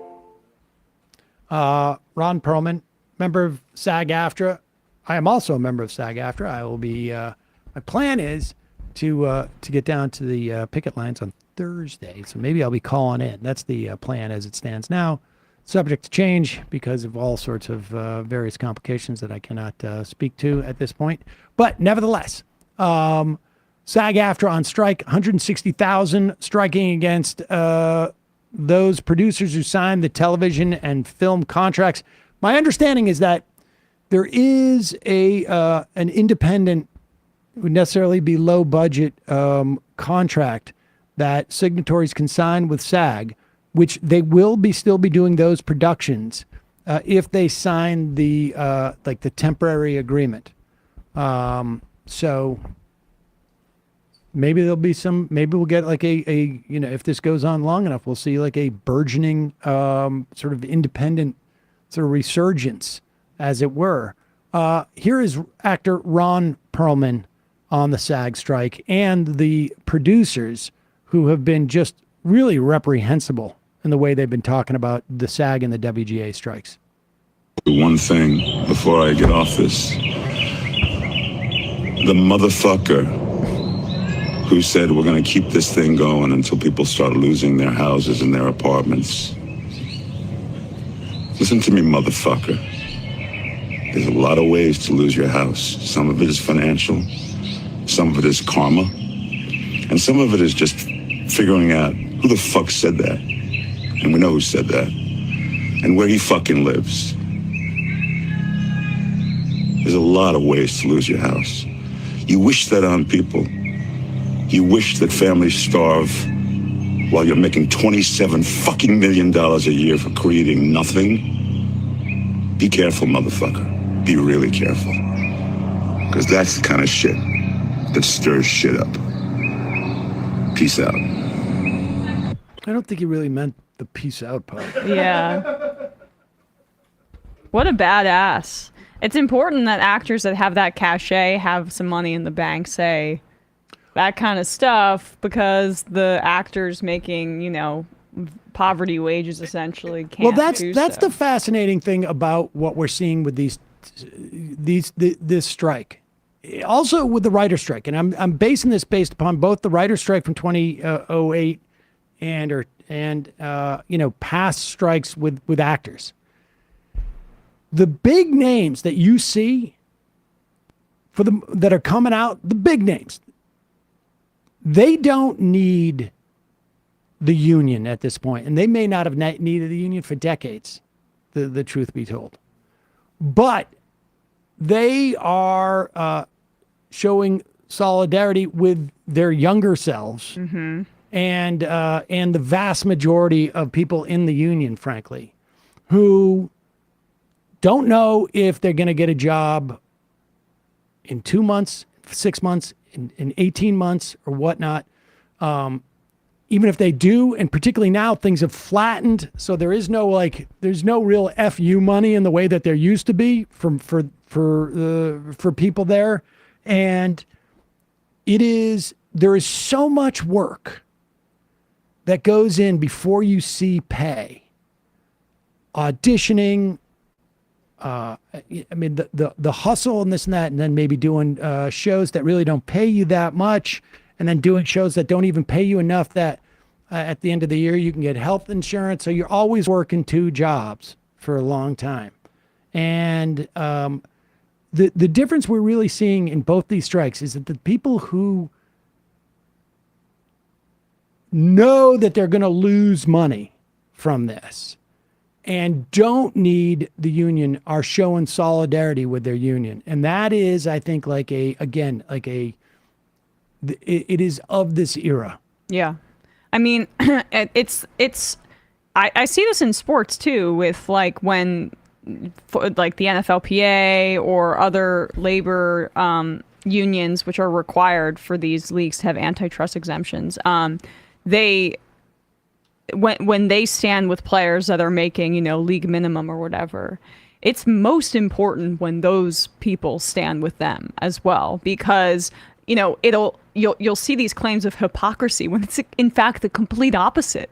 Like the highest paid athletes, the highest paid actors, they're the outlier, and the reason that they're speaking out is just because they've achieved the pinnacle of their profession and they're trying to not burn the bridge behind them, God forbid. Yeah. And like, it's a high profile example of labor solidarity that I think is some of the most helpful stuff that we're seeing, because it's getting into the zeitgeist. Yeah, and our society is just really bad at, and the media is really bad at conveying what's going on to people. Like, everybody talks about how highly paid, like, for instance, basketball players are. Yeah. And it's like, those contracts have gone up, but guess what the share of the labor percentage versus the ownership percentage has actually gone down. Owners are nearly at 49%. They were much less, like, back in the old days. So, like, that's the actual key, is when Perlman says, like, getting all those millions for making nothing, like, that's people who sit in those ownership positions, like, they do nothing. And so with the NFL, median salary $860K, and then the average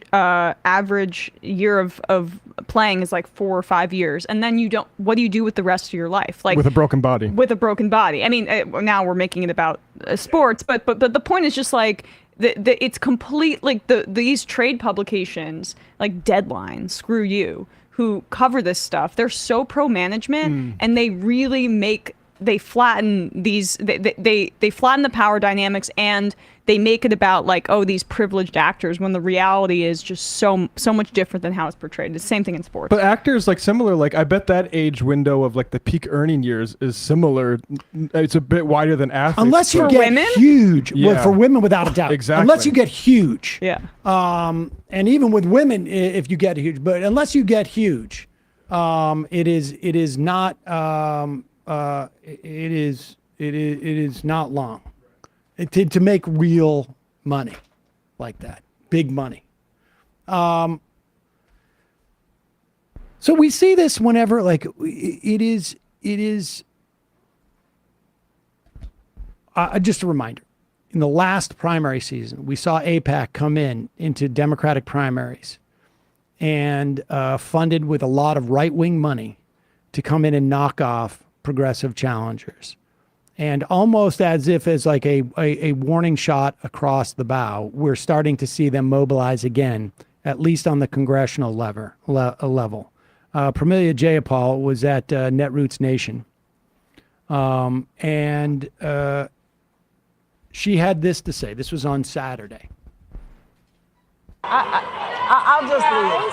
Maybe I'll pause it. We should say there are Palestinian activists in the audience, and this is I'm not sure what the panel was about, but I imagine it was about Israel, or about our policies, their foreign policies. Here. And you can see there's people in the crowd with Palestinian Maybe I flags. should just walk off. Guys, can I say something? Can I say something as somebody that's been in the streets and has participated in a lot of demonstrations? I think I want you to know that we have been fighting to make it clear that Israel is a racist state, that the Palestinian people deserve self-determination and autonomy, that the dream of a two-state solution is slipping away from us, that it does not even feel possible. It does not even feel possible. And I want you to know that while you may have arguments with whether or not some of us on stage are fighting hard enough, I do want you to know that there is an organized opposition on the other side, and it isn't the people that are on this stage. Now, we'll get to the substance of her comments in a moment, but as if like a bell was rung in terms of the organized opposition against that perspective, a perspective on Israel's policies. This comes out almost within seconds, not from Republicans, although I'm sure that they had their own, but from Hakeem Jeffries, Catherine Clark, Pete Aguilera, Ted Lieu, and then there was more. Apartheid defenders. This is the leadership. Disgusting. Israel is not a racist state. As Jewish democratic nation, Israel was founded 75 years ago on the principle of complete equality of social and political rights for all of its citizens, irrespective of religion, race, or sex, codified in the Declaration of Independence. American and Israel have, our commitment to safe. And now, then, this is sort of a, I guess sort of a side knock on Jayapal, if you will. Put up the one. Do we have the one from like Gottheimer? The ones where they go directly at her, right? Like there's sort of like I want to say it's a two-front war, but it's really a multiple front war. Then you have it was a draft, so it doesn't have their names right there, but it's Josh Gottheimer, Debbie Wasserman Schultz, Greg Landsman, Brad Schneider, Dean Phillips, Jared Moskowitz, and Kathy Manning are all the reps. Yes. And this is the draft. Apparently, it's unclear if they're just releasing the draft so that they never actually have to own this in some way, which is a good sign. Right. We are deeply concerned about Representative Premier Jayapal's unacceptable comments about our historic Democratic ally. We appreciate her retraction. This is like basically pushing on her to retract. Israel remains the only vibrant, progressive, inclusive democracy in the region. I mean, it's just... Arab parties serve in the Knesset. Women serve at the highest levels of the military. Oh, good. We have pink drones and pink bombs that we can drop on Palestinian children. And I'm like, it's not a democracy. There are 2 million Palestinians who do not have the ability to participate in the democasy. We should just come up with a list of Israeli officials, former Israeli members, former members of the Israeli government who referred to Israel as an apartheid state. And it is, we can put up Jayapal's sort of walk back on this, which, I just want to point out one thing with regards to Jeffries there. The first in the longer paragraph, as a Jewish and democratic nation, I mean, I'll just quote John Kerry from 2016. If the choice is one state, Israel can either be Jewish or democratic. It cannot be both, and it won't ever really be at peace. Yeah, and this should be, obvious to everyone listening at this point. This is the statement that Jayapal put out. At a conference, I attempted to diffuse a tense situation, but words do matter. It's important I clarify my statement. I do not believe the idea of Israel as a nation is racist. I do, however, believe that Netanyahu's extreme right-wing government has engaged in discriminatory and outright racist policies, and that there are extreme racists driving that policy within the leadership of the current government. I believe that it's incumbent on all of us who are striving to make our world a more just and equitable place to call out and condemn these policies in the current Netanyahu government. And then she goes on to talk about a two-state solution. I mean, look. It seems completely non-controversial to say that the Israeli government is racist. I mean, you look at the leadership and the just outright, unabashed, racist statements from these. I can't even imagine it's uncontroversial. I mean, that is controversial in any way. If you look at the actions they're taking, you have to realize at that point that this is institutionalized and that this is systemic. We had on the program Basel. Well, I guess it was like on Wednesday. Last Wednesday. Palestinian journalist Basel Adra, who lives in an area called Masafer Yatta, and wrote a piece in The Nation magazine about what has been going on there, comes on this show, does an interview, within 48 hours is arrested. This is 972 Mag. Which is a great... Was detained and held at a military base for hours while blindfolded and handcuffed in the sun, all in order to confiscate footage of his phone from settler attacks on the village of Tawani. He was released after several hours. That's not a democracy. Aside from the fact that they are basically intimidating this guy because they want to get videos of people stealing other people's lands, of what is going on there There's no other way to describe it other than ethnic cleansing. I guess you could argue as part of like a slow rolling genocide. Personally, I think it's ethnic cleansing. And but there's no other nicer words for this. It is impossible to refer to the actions of the Israeli government and to the state of Israel at this point, because not only this isn't a passing fad in Israel. This isn't a matter of electoralism of who's going to be in power. I mean, as if it's just Netanyahu, the one big baddie. No, this is a systemic colonial project. I mean, and let's be real, it's been that way from the outset, even if there were more moderating influences at the time. This is what has happened when we embolden a colonial project with massive amounts of weapons, without recourse, with no strings attached. And now they have their own essentially cottage industry of surveillance and weapons technology themselves. They become a self-sustaining apartheid regime because of our support. And the very least that we could do is have the leader of of the Progressive Caucus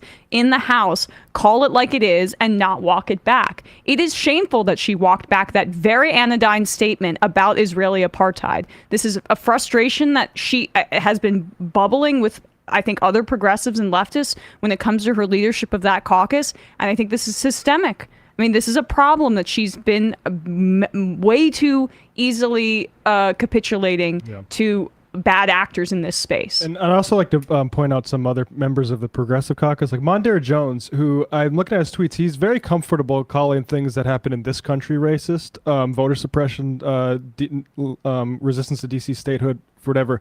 To be so precious about it when it comes to Israel, I think it says all you need to know. Well, I mean, look, the bottom line is that there's massive amounts of money that have been dumped into these primaries. Mondaire Jones is going to get into a primary. He's going to try and run in a district that has also a significant Israeli support. Some very conservative Jews in that district. This is a bigger project in my mind than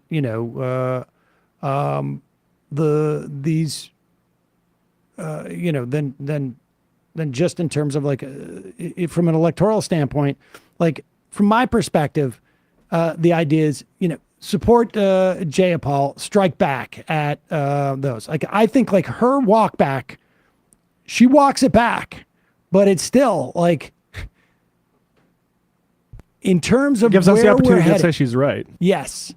And this is the dynamic there. Like I appreciate the sort of like the anger towards Jayapal, but the real problem is that the way that even within the context of the Democratic Party, saw what happened to Ilhan Omar. It's still ongoing. You got and even the supposed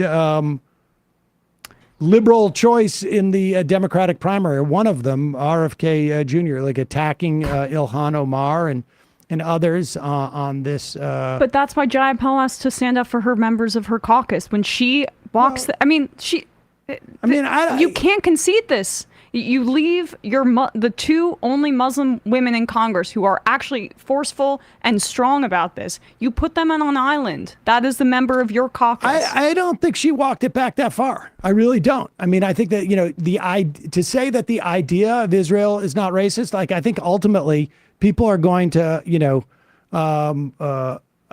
come to some understand in the same way. Let's put it this way. In the same way that we have to fundamentally reckon with the establishment of this country as being a project that involved, at least in part, racism, right? That is the truth about Israel, and it is something that ultimately is going to have to become, if there is any real sort of like future for that country, there's going to have to be some realization of that and a way of dealing with that, regardless of the reasons why the country was founded. The fact is that were massacres, there were attacks, there were on Palestinians, there were, and I'm talking in 48. There was ethnic cleansing of Palestinians. There was destruction of Palestinian communities within the land that is now considered Israel. That's just the reality. And coming to that sort of like understanding, it's reality in the United States. I don't think that we should have no United States. I don't think that we should like get rid of the country. But there needs to be reconciliation. The difference is, of course, is that Israel has an ongoing problem of occupying and essentially, if not legally annexing, de facto annexing these countries. They have created an open air prison for over a decade in Gaza. And anything that sort of like gets that notion, and if it has to start with like these policies that are as they exist today are racist, as opposed to like the reality and the nuanced reality associated with the fact that Israel as a country, as an idea, I mean, I don't know if the idea of Israel was racist as much as the execution of the idea. Yeah, I mean, the idea racist. was nationalistic. And like, I think that's part of like a lot of the nationalisms ran their course in the 20th century, and Israel's just still doing it. If there had been if that had just been empty land, would the idea of Israel had been racist? I don't think so. But it wasn't. Yep. But that doesn't impact the idea. That impacts like the idea of Israel could have existed, at least in some form or another, had had they not decided. Well, maybe I don't know. The difficult thing is like when you look at like why the Western powers were motivated to find a home place for Jewish people. It wasn't because they loved Jews. Like Lord Balfour himself was an anti-Semite who wanted less Jews coming to Britain. Right. I don't think the Israelis necessarily embraced the idea of like, but that was the necessity. There was a synergy between but the question of whether Israel as an idea is racist is secondary to Israel in practice as it exists today and the way that they have organized their country. It's just impossible to say that it's not racist. Yeah. It's just impossible to say that. And on some level, Jayapal is still saying that. I know, but I'm just impatient with this at this point. We can't keep leaving, I think, particularly Ilhan Omar and Rashida Tlaib out on islands to be the only people. I don't know if she's done that, though. I really don't. I don't read it that way. I think that there needs to be some sort of solidarity within the caucus to talk frankly about racism within the context. Well, we should bring of it back Israel's to like conception. we should bring it back to like an active discussion within the Democratic primaries, which is like, do we allow, say, members of the Progressive Caucus like Chantel Brown to take AIPAC money? And the answer should be no. It should be no. Yeah. Exactly.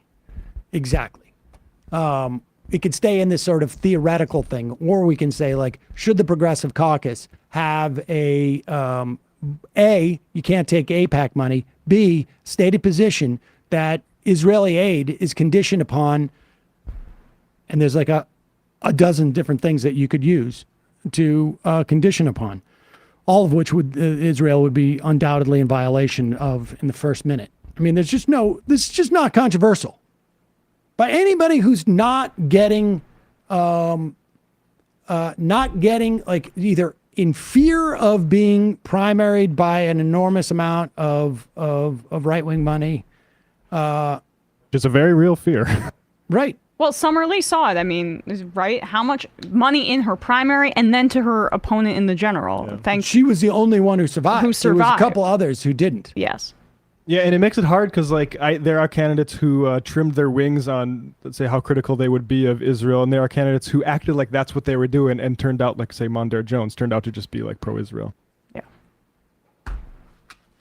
Well, I don't know that there's a difference. I don't know that anybody's doing that. Like, I mean, there may be some people who are sincere about this, but I think a lot of people are motivated. Just like and it doesn't matter.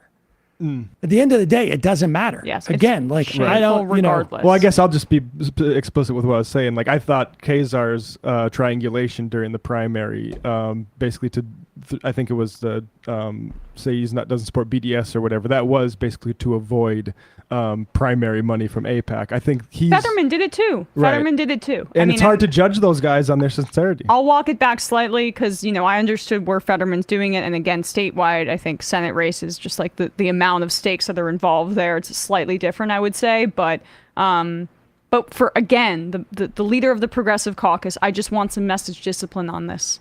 Because it's one of the moral issues of our time as it relates to U.S. foreign policy, foreign aid. There's nothing there's no debate here anymore.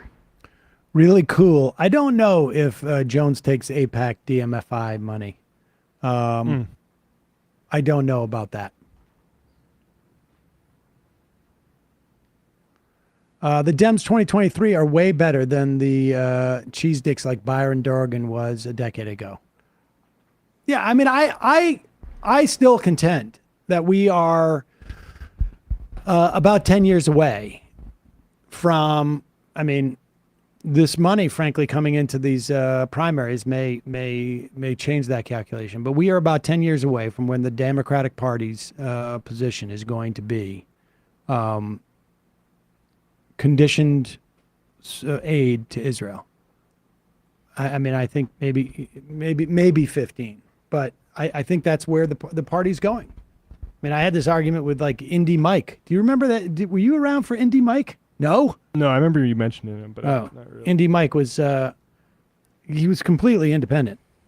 He would listen to both sides. He would listen to both like Laura Ingraham and Dan Coulter. Oh, lovely. He would listen to all sides of a debate, and he honestly said something to that effect. He was like I'll listen to Brett Baer and Laura Ingraham, and sometimes I genuinely believe. I told him, I said, if you're worried about Israeli, the existence of Israel, it is supporters of Israel like you that are ultimately going to create a total pariah state, and it's just a matter of time. We're going to follow the same prescription as we did with South Africa. It's going to take more time, but it's going to get there. And it's going to be scary because these are religious fundamentalists. There is no rationality associated with a lot of what they're doing.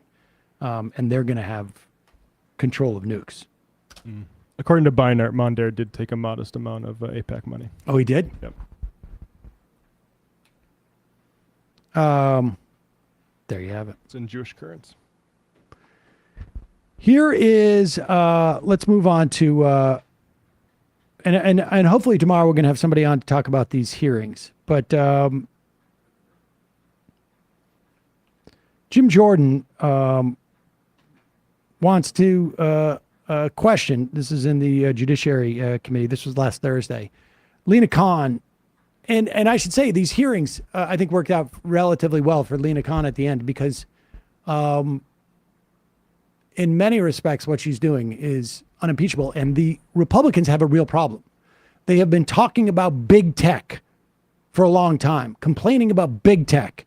And it turns out that the bigness is not the issue. They just want tech that is like, with their guys involved. Yes, where, exactly. You're these right-wingers are algorithmically boosted by a total freak named Elon Musk, who now puts like the paid subscribers at the front of the line. So they get to be privileged. They don't, conservatives don't feel like they can compete in the marketplace of ideas. So they just need a big daddy to rig it for them. Yeah. So the issue isn't so much big tech. It's that we just don't like the politics of the tech. Woke tech. Why are you harassing Twitter? Congressman, thanks for the question. As you might know, the FTC's work on Twitter goes back a decade. Back in 2009. I'm not talking about a decade. I'm talking about now. 12 demand letters in 10 weeks, over 350 separate requests you've demanded of Twitter. Why are you harassing them? Twitter has a history of lax security and privacy policies. You've asked for every single communication relating to Elon Musk, not communications that he just sent to someone or some communications he received, but anytime he's mentioned, that actually seems more than harassment. That seems like almost an obsession. Why such an intense focus? Can you pause it for a second? The Republican Party in the House would never be interested in internal communications at Twitter. I mean, that is like beyond the pale, right? They would never want emails, texts released or have any kind of like witness come out, someone that rhymes with Shmat Shmaibi to come on and speak about the internal communications at Twitter. Why was the House harassing Twitter at that time? We should also say that what the FTC is doing is completely consistent with actions they take in safeguarding the privacy information of American citizens. They will go after companies that have in some way leaked information or have had an improper security that allowed their stuff from being hacked. And the way they do that is to find internal deliberations. They don't do this willy-nilly. Go ahead. Communications he received, but anytime he's mentioned, that actually seems more than harassment. That seems like almost an obsession. Why such an intense focus? So, Congressman, again, it was found that Twitter's lax privacy policies allowed unauthorized users to co-opt Twitter accounts, including that of Fox News. Subsequently, Twitter voluntarily entered into a consent order with the FTC. Here's what you wrote in December, Madam Chair. Here's what you wrote in December. Identify all journalists and other members of the media to whom Twitter has granted access since Musk bought the company. You want to know the name of every journalist a private company has talked to? Think that's consistent with the First Amendment? Congressman, as a former journalist, I take extremely seriously the valuable work that they do and understand that there can be instances in which government action is unjustifiably particularly, Madam Chair, if I could just interject, particularly in the context here. I mean, it's bad enough if you got government asking a private company about who are the journalists you're talking to, you name 4 of them and say, we want the other names of any journalists you may in fact be communicating with. That's bad enough. And I think a threat to the First Amendment, freedom of the press. But in the context of giving us information about how government had suppressed speech on these platforms, that's the context you're asking for. I think that's particularly troubling, don't you? Congressman, the consent decree that we have prohibits Twitter from sharing personal information with third parties. When we read in the papers, like everybody else, that Twitter may have granted access to third parties, that's what our teams were seeking information about.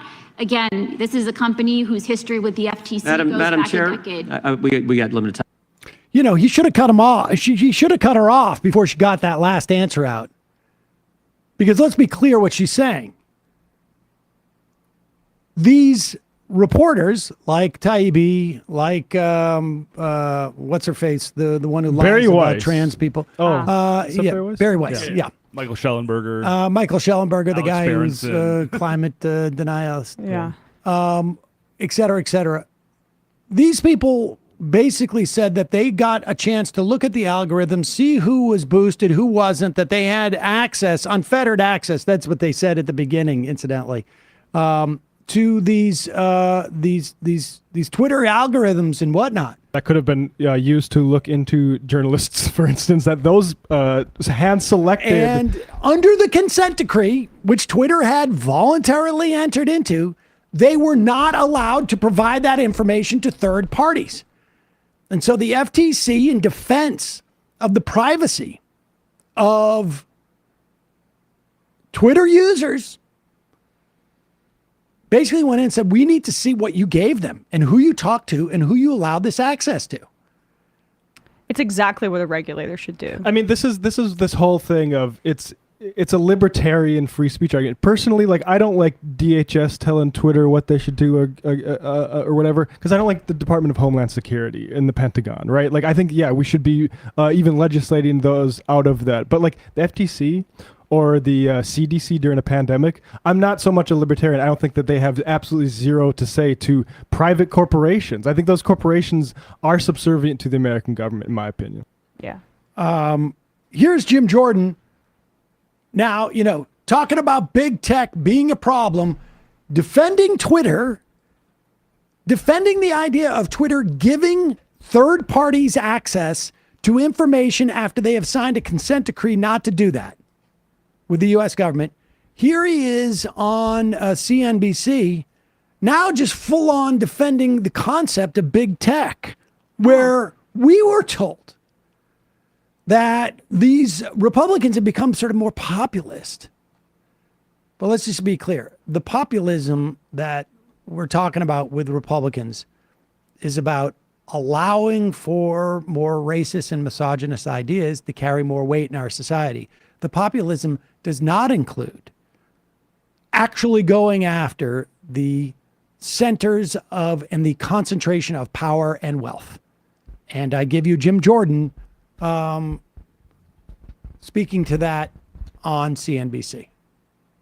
I think anyone would tell you that big tech has a lot of power. And you know, on the flip side of what you were just talking about, they are able to decide what we see in a lot of ways. And I don't know whether they're de facto monopolies just from being so good or so dominant in some of their positions.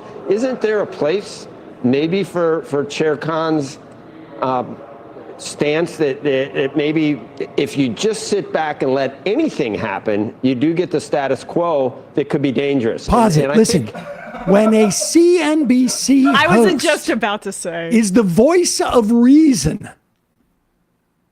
If you're on CNBC and you find a CNBC host on Squawk Box, Newsmaker, whatever it is to the left of you on market concentration, well, you know you've got a problem. Well, let's whoops. Oh, wow. I mean, you pulled out that filter. Let's be clear, though, and be even more cynical. I forget what this host's name is, but Joe Kernan. Joe Kernan, CNBC, owned by Comcast Corporation. Comcast certainly not a monopoly in some ways. Like sometimes you get this like hysterical coverage of big tech from cable news because they see them as a threat. Oh, of course. And like specifically on conservative media, let's just be like real. If a Murdoch-owned corporate entity like Fox News, when they rail against big tech, that's in part due to like the fact that they are self-interested in that conversation. Roll back a little bit and let's. They're de facto monopolies just from being so good or so dominant in some of their positions. Isn't there a place maybe for Chair Khan's stance that maybe if you just sit back and let anything happen, you do get the status quo that could be dangerous? And I think I've heard people say she's going to take big swings at these things, and she knows she might lose, but she thinks otherwise, that stasis is not the way to do it, that there are antitrust concerns with some of these behemoths, and that you might as well give it a shot. If you lose, you lose. Well, she's definitely losing. I mean, I don't know that she's won anything, and I think that's good for consumers, good for the country. You know, we can see that in her record. But yeah, we should be going after big tech when they're censoring American speech and when they're colluding with big government, as the federal court just said last week on July 4th of all days, that this was going on. Our government was pressuring big tech companies to limit what Americans see, what they post, what they say, how that gets sent out, how that gets shared. They were doing all that. And the judge and the court slapped them down and said, no, preliminary injunction, you got to stop. And so that's where we need to be focused, not on stopping companies merging that's going to help the country and help the consumer. And that's the distinction. That's why that's what Republicans, we're all for stopping the speech. She's actually on the other side of that issue. And at the same time, trying to stop any type of business merger going on that would benefit the consumer. Okay, let's just be clear. What in between all that gobbledygook that Jim Jordan's talking about, the problem with big tech is not that they're getting bigger. The problem isn't the big part. That's just a way in which he can, that's just a descriptive, that's just a brand that he has. Like, this is and anybody who even pretended for a minute that Republican complaints about big anything was anything other than a complaint about how they are not favoring or following policies or whatever it is. They don't have a problem with like big finance. They go after like Blackstone and this and that. actually go after them. You want to make laws to keep hedge funds and these big holding companies and the financialization of our economy, do it. But the idea that it's not that the problem with big corporations is not that they're big, it's something else, is exactly the sort of like bait and switch that Republicans use when they talk about this stuff. You call it big tech for the reason why people call it big tech is problematic is because they're big. They don't call it smaller than government tech and think that that's the problem. The idea that he's like, I'm okay with more mergers and they can get even bigger as long as they allow people to be as racist as they want to be on the platform or deny, the existence of a pandemic. Then I'm okay with it. It's always been like, DeSantis says he's against Disney. What he's really against is the woke employees of Disney, and he's actually helping the executives sort of discipline them. It's the exact same thing here. They just want their kind of guys in charge of the big tech. And that's it. Like that's faux right-wing populism, where it's just about having the right capitalists at the head of these corporations. Calling from a 743 area code. Who's this? Where are you calling from? 743. 743. 743. Back into line. Back into line. Sorry about that. Let's go to... Is this a foreign call? Calling from a 42 country code? 42 country code. 42 country code. 42 country code. Hello? Hello? Hello? Hello? Hello? Hello? It's you, caller. Who's this? Where are you calling from? You can call me Dave. I'm calling from Silesia. Dave, you're calling from where? Europe. Where? Silesia, in Central Europe. Okay. Between. I'm on a bit of a delay, so I hope it's comprehensible. Long-time listener, first-time caller. I wanted to talk. Hello? Hello? Go ahead. Okay, so it's appropriate given the interview topic today. So I thought it would be good to talk about Russia, and if it doesn't come through, I'd like to mention a possible guest for an interview.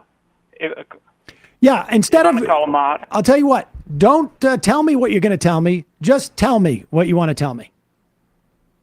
Okay. Ivan Kalamar, White But Not Quite. It's a great book about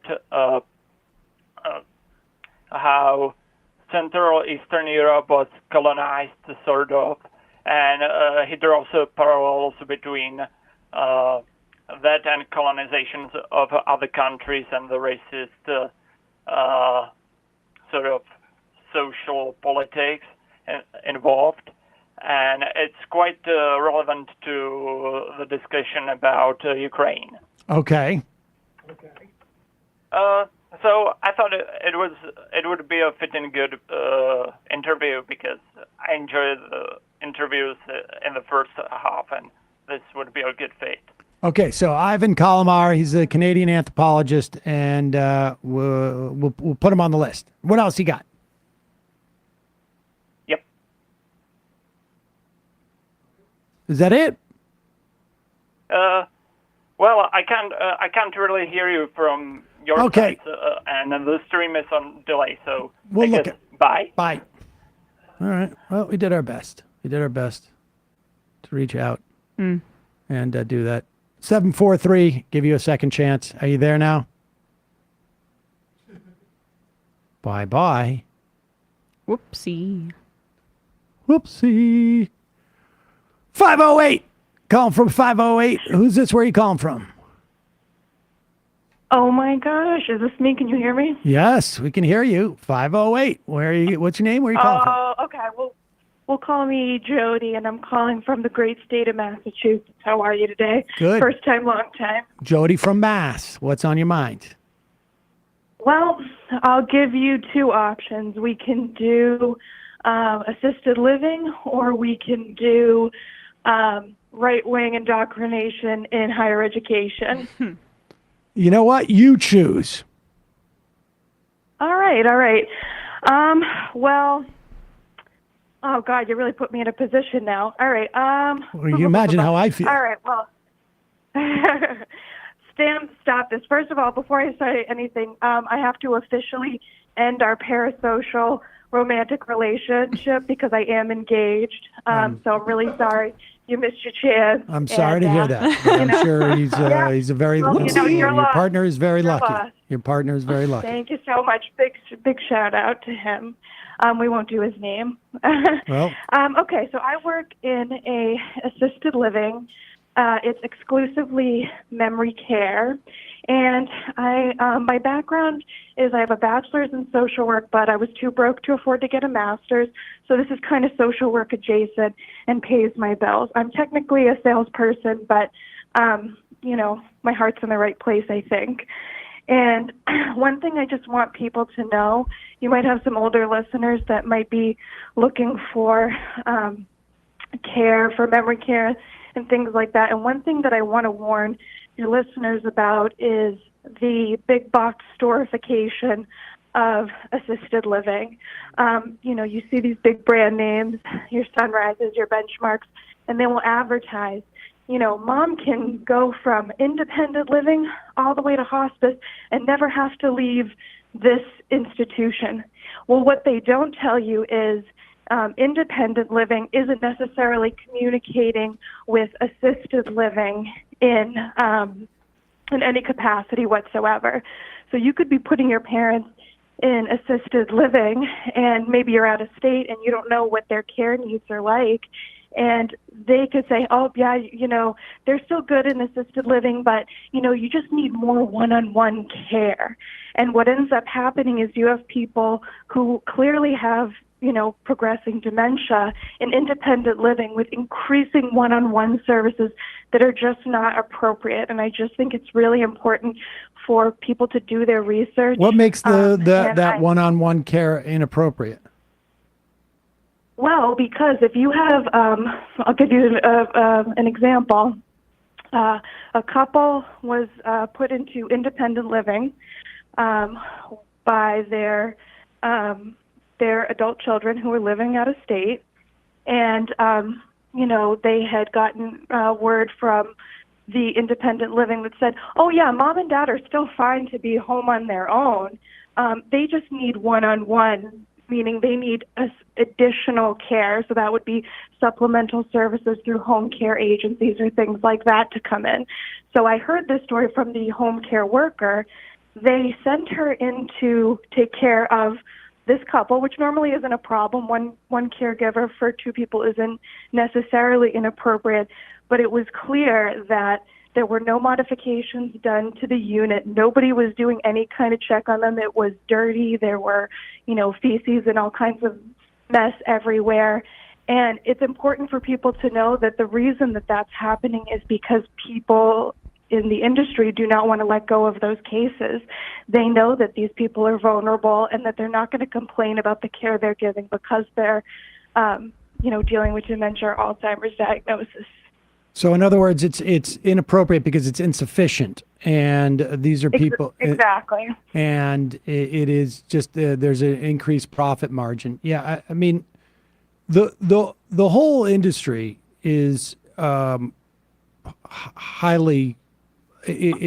problematic. The way that we pay for it, 2/3 of people who are in. I mean, that couple that you're talking about, I don't know, where they are on their journey, but at one point. The idea is that they spend down all their assets, and then they get essentially they qualify for Medicaid, and there's a 5-year clawback in Massachusetts. So they need to really be having expended all of their assets. They can't give anything to their kids. Unless you get a really good lawyer, they can kind of hide those assets, and I've seen those done. But again, that's money. And, I think the minimum the maximum requirement you can have is something similar to SNAP, where it's $2,500. $2,000 worth of assets you can have at any time to not end up paying.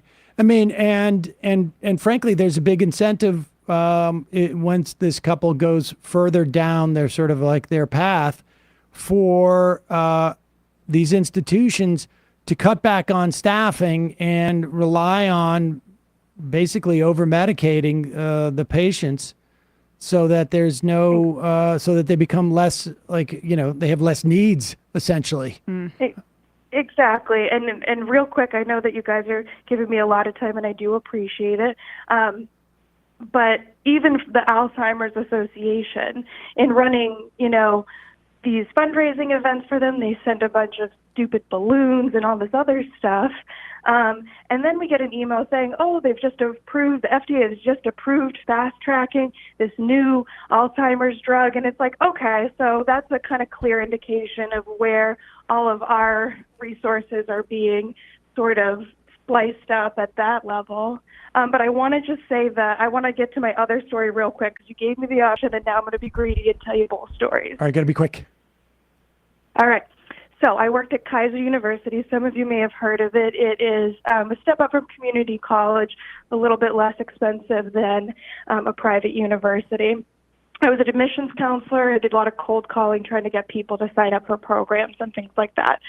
So they have a gentleman who they describe as the best name in the game. He's so good at selling this and that. And so, we start off, and already I'm kind of put off because he says it's all, seemingly looking femme people. He says, "Hello, ladies." Oh, I'm sorry, I shouldn't say that. Mm-hmm. Like, all right, that's strike one. Then he proceeds to put on a Jordan Peterson training video. And I kind of had a moment of like, I like this job. I don't want to alienate myself, but I'm also not about that. And so I groaned, and I was like, well, I just don't think it's appropriate in higher education to be showing people works of, just a noted transphobic individual. And he said, well, that's kind of what people say about him. So again, just be careful. It's at every level of this. It's deeply seated. I'm trying to remember what the book is, but I had a friend who was a high school literary teacher, and she was teaching. I can't remember what the book, but it was an updated sort of like a feminist version of a classic. I think that's what it was, and I can't remember exactly what it was. But I mean, you could even say an updated version of, let's say, the Ibsen's The Dollhouse. And when she was getting evaluated by the public school, it was amazing, like the curriculum she was offering at a public school. She was getting evaluated by a principal. He came in, he's like, don't you think that maybe you need to offer the other side? This is the other side of essentially of women should not be in any way, sort of emancipated. Indubitably. And she's like, well, what? I'm not sure I understand what you mean. He's like, well, maybe teach some Jordan Peterson. I mean, from an academic sense, it's entirely clear to me that all sides are being presented fairly. Well, it would make a young man very insecure. I mean, let's this guy has no credentials to be taught in that way. Yeah, and I mean, isn't his doctorship under review right now in Canada? But even a random doctor is, who has an opinion on whether women should be emancipated is not a source in which you that's not both sides of the issue. Right. I don't know what both sides would be. Well, this is like the big sort of thing about. Appreciate the call, and sorry about that things had to end between us, but I feel like we've been able to both move on. Yeah. So. The whole anti-woke thing. Left is best. Love you guys. Bye-bye. Chris Rufo was in City Journal saying, finally, to those tenured radicals who argue that my reporting has chilled their speech, I say, good. This is normal, salutary part of public life. Ideas get exposed to criticism, and if revealed as false, that's a very interesting part. Revealed by who? Because we've revealed a lot of the shit is false, right? Like, and you just don't want to accept that, like, like women should be allowed to vote, or black people have been oppressed in this country, and it leads to material inequalities. And those are the questions that they think shouldn't be even like, they've said that we've reached conclusions about those and the left is wrong, but actually it's the other way around. It's they want to act like, oh, we're still wondering if black people are genetically inferior to white people, and that's why they have the position they do in society. It's all the type of question you want to admit is still open, and the ones we have closed upon. And the censorship sort of industrial complex argument is to obscure that. Trying to think of what. All right, we'll take one more quick call, and then I'm not. RFK. Come up with one. You think we should do the RFK? I do. just feel like that's going to take a long time. Oh, wait a second. Oh, I haven't seen that one. Number 12. Oh, that one I have seen. Oh yeah, we should do that. Let's just do it Let's quickly. do. Let me do the number. Call from. I'm going to give 763. Oh, that's not the same number. Shoot, 763. Hello. Who's this? Where are you calling from? And then we'll do that. Yeah. Hi, is this me? Yeah, you got to be quick, super quick, because you're the This is Miles final from caller. Minneapolis. Hi there. I just want to talk about Sean O'Brien at UPS real quick. I'm a former UPS Teamster, former IWW member here in Minneapolis. I worked at the Maple Grove Hub. We tried organizing a radical or a further left from the Teamsters kind of grassroots campaign almost 10 years ago now, because we could see the potentiality of what a massive UPS strike could do, and the previous inaction of the union leadership before under Hoffa Jr.'s tutelage. And I just wanted to say, sorry, I'm a little nervous. No, you're doing great. O'Brien, while I'm excited about like the return of like union militancy and seeing what disruptive for good forces this strike could bring, I'm a little bit nervous about O'Brien's leadership himself, and I would just encourage people to research his history as a local 25 leader out of Boston. That's Whitey Bulger's former Teamsters local, and a lot of organized crime has come up through that local particularly, and there's some nasty homophobic history to O'Brien and stuff too. So I just want people to be realistic about what might come from this strike, and not to necessarily be looking to the leadership, but more so to be looking to the rank and file as to the direction that this should go in. When he won, I read a little bit about all that stuff. I mean, and he was a lot less sort of like, he was a lot less, I don't want to say militant because I don't know if he's militant now, but he was, on that spectrum, he was a lot less so back in, not even that far back in the day, as far as I could tell. But I do think that like, and I think this dynamic happened with SAG after too. I think they wanted to make a deal. And I think what happened was when somebody in the leadership didn't. And that's why you saw that letter from like 1,000 of the big names in SAG, because they have a big sway in what's going on there. And I think the story of unions, I would say over the past like 6-7 years, including like the Red State Rebellion and some of those states were not unionized, has been that the membership is leading the leadership in this way. And I think that's going to be a big part of it. But yeah, I agree with you. I think people should be, skeptical of leadership. We have seen this. We've seen this play out a couple of times. And there's no reason to believe that there isn't a certain percentage of leadership, regardless of what of leadership of what it is, that they don't follow that sort of iron law of institutions, which is that people in power will stay in power and want to stay in power and are motivated by staying in power, even if it means that their institution itself becomes in some way weakened. Agreed. And I mean, I guess if I would add anything to that, I would just say that now is a time unlike any other for people at these massive corporations that might be organized under a Teamsters contract or perhaps some other union to really try to form their own solidarity committees, things that can help push leadership further to the left or towards concessions that are bigger and better for working people. Without a doubt, don't leave the organizing up to the leadership. The more organizing you can do, period, I think is going to empower more workers. Appreciate the call, man. Thank you. Thank you. Folks, that ends the call-in portion of our program today. Tomorrow is Tuesday, wherein I always think that we're going to get to more calls than we do. I know. That is the story of like this show has always been.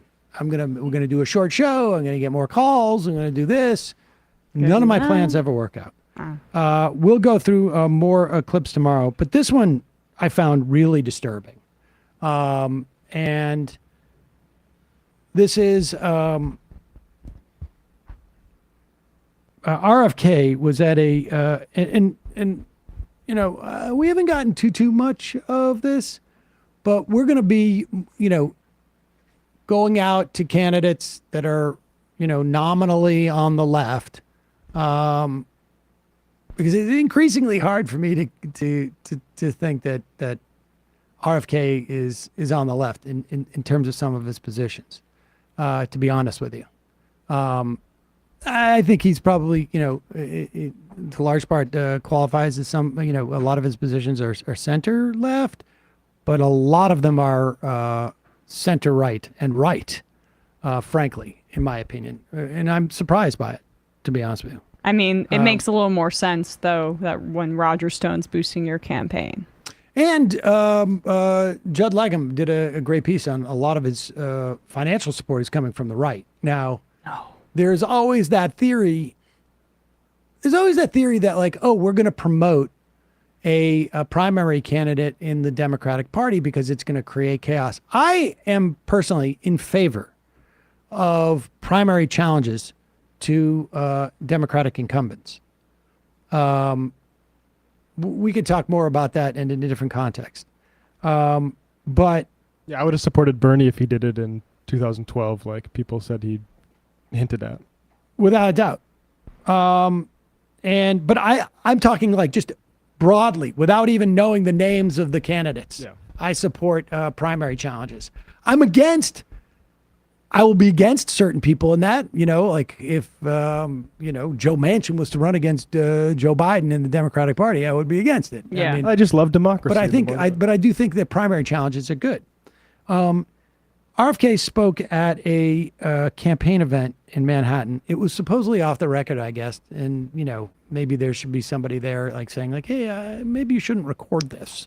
Because it seems like somebody's using an iPhone and it's pretty stable. I mean, well, they leaked it to the New York Post. Good that they did, because we have, and this makes it a little clear how insane his positions are. Let's listen to this in its entirety. Here is RFK talking about stuff.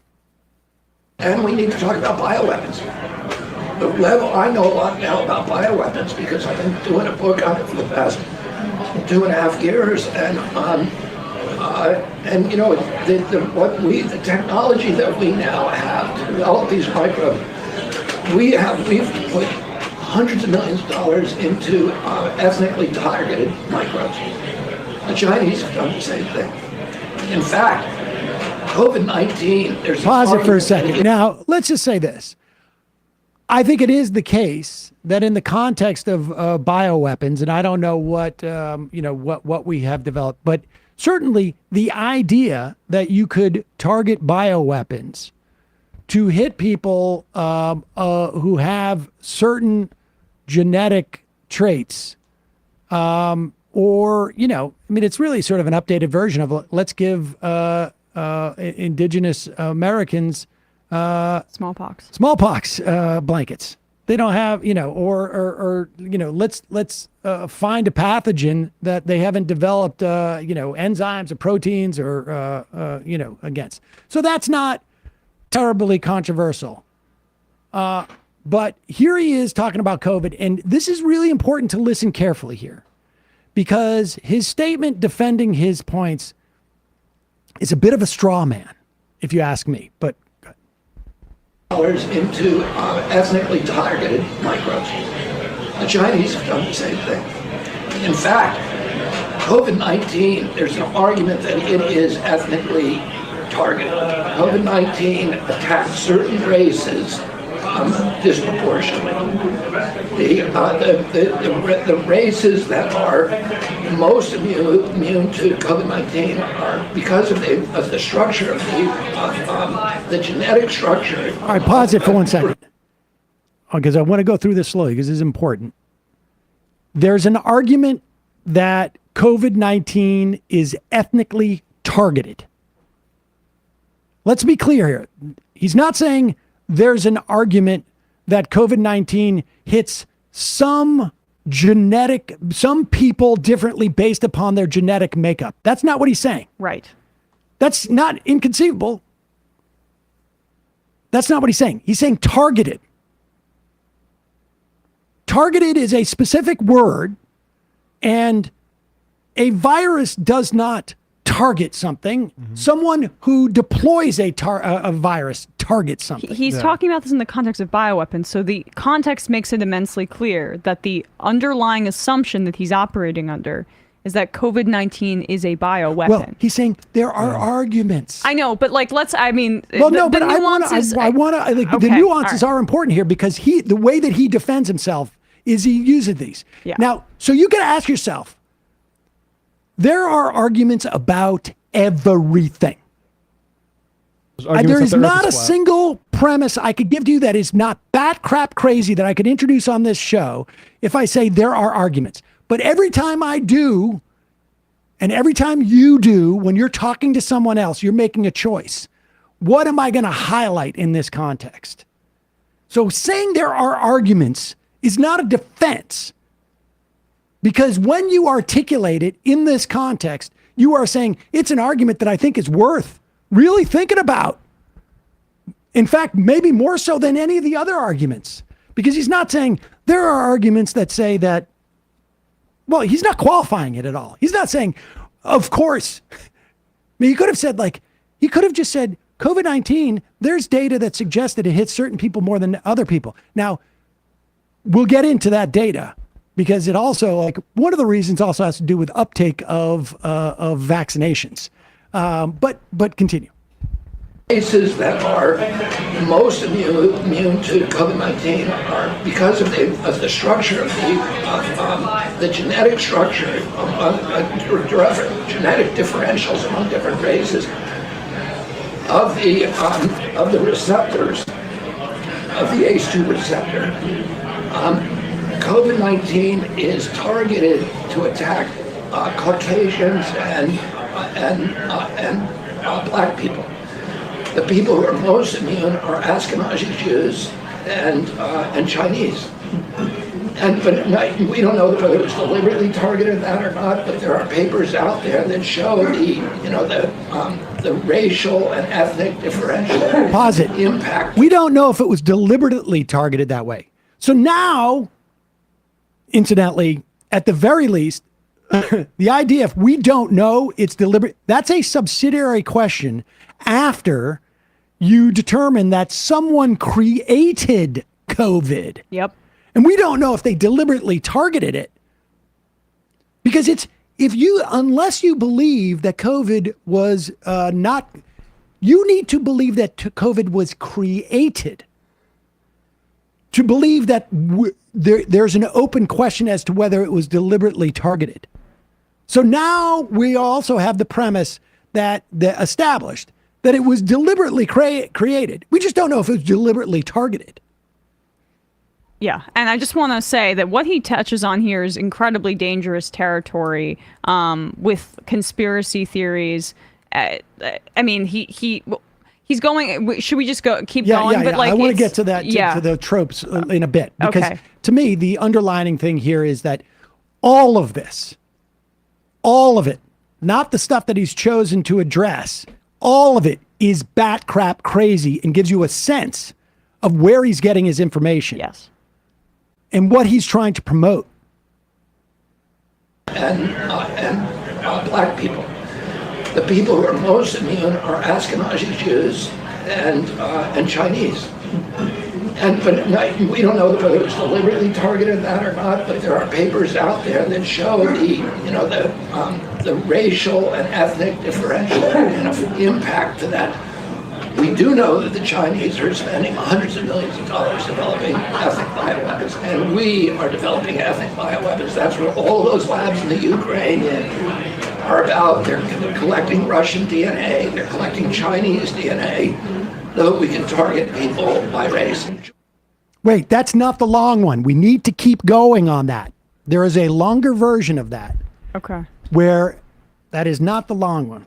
Well, what they're tapping into and what I was hinting at there when he speaks there about the connection between Chinese people and Ashkenazi Jews, this is a derivation of the Jewish Bolshevik conspiracy, which is essentially a connection of Jews and the communist movement, and so you're just supplementing Russian people for Chinese people in this area, and that. These two groups, it's very suspicious that the Communist Chinese Party and Ashkenazi Jews are somehow exempt from this. That's the underlying assumption here in this conversation about bioweapons, where then he happens to mention COVID-19. So, I mean, that is the stuff that I think made people absolutely crazy. It all misses the point, because if we got to get the long one, you got to find the long one. That's specifically why I wanted the long one, because the long one. Okay, there's a longer one where he talks more about this targeting stuff, and that is really the issue here. Because first off, you have to believe that we know the millions of Chinese who are exposed to this. You also have to believe. And it shouldn't be that far of a distance to go. If you believe that the Chinese have if you believe that the Chinese have created this, and then you believe that it's possible, some people argue, that they target it, you also have to believe that the Chinese were completely upfront and open with who got sick in China. Yeah, exactly. And all right, there is a longer version there that is out there, but we didn't have it. But the point is, he is denying. And let's put up his response. His response to the criticism, and the criticism was largely, this is anti-Semitic and this and that. And I mean, I have no reason to believe that. That Bobby Kennedy is anti-Semitic. Okay? Espousing that, I think it's an anti-Semitic trope that he's dealing with? Yes. Yeah. I think that his judgment is certainly clouded by a desire to create a narrative that his mind is like intensely interested in creating a narrative. But he says the insinuation by the New York Post and others that as a result of my quoting a peer-reviewed paper on bioweapons that I'm somehow anti-Semitic is a disgusting fabrication. If the issue was that he's talking about bioweapons, as opposed to saying there's an argument that COVID-19 was targeted, and if there's an argument that it's targeted, and it leaves out Chinese people and Jewish people and Finnish people,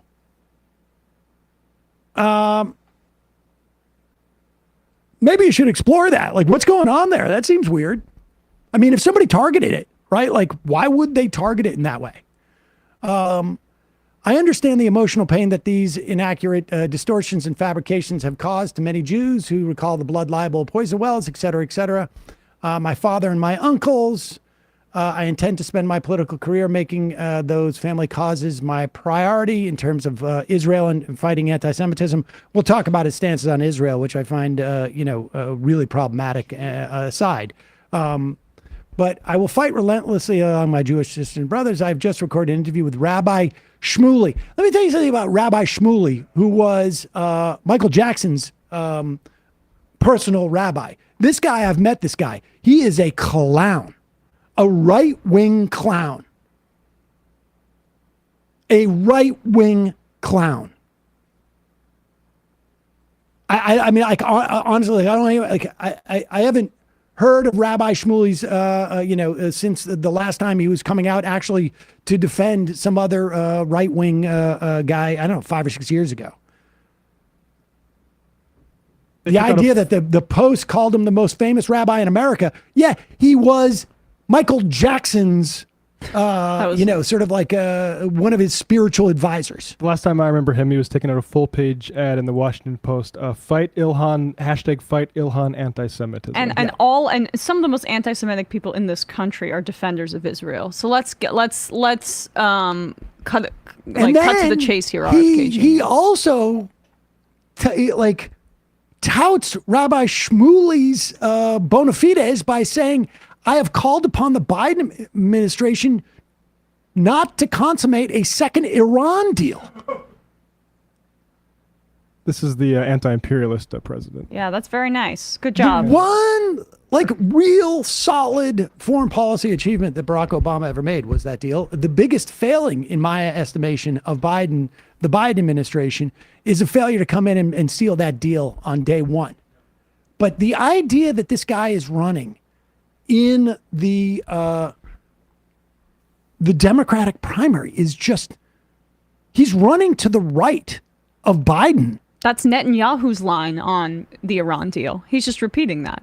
That is like the far right Israeli position on Iran denuclearization. But the idea, I mean, and frankly, like I say, the anti-Semitic nature of that trope, in my mind, is secondary to all of the other bat crap stuff that I think is indicative of what he is like churning out in private and who he is talking to about this stuff. The idea that he is, and let's be clear, that clip shows he is talking that he thinks that COVID-19 was targeted or that there's debate about whether it being targeted. And if there's debate about whether it's targeted, that he's entertaining, then he must believe that it was manufactured as a bioweapon. And wouldn't that be a provocation for war if China, it turned out, was creating bioweapons that attacked white and black people? I mean, it sure sounds like it.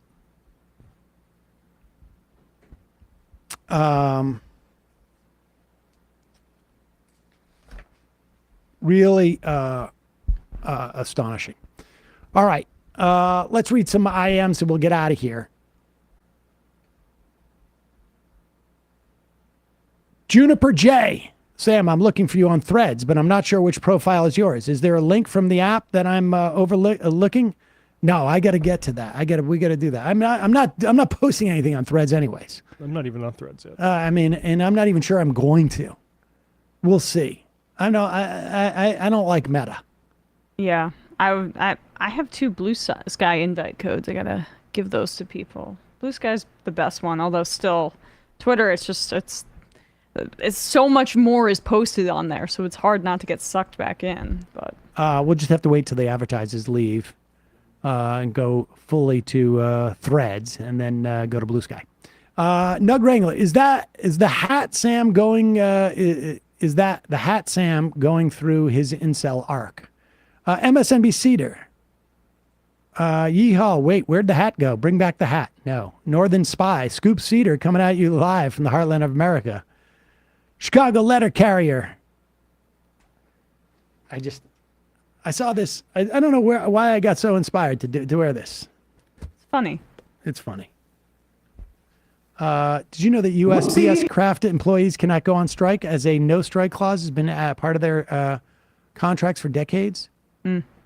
Well, you can still go on strike. Just called a wildcat strike. Number 13.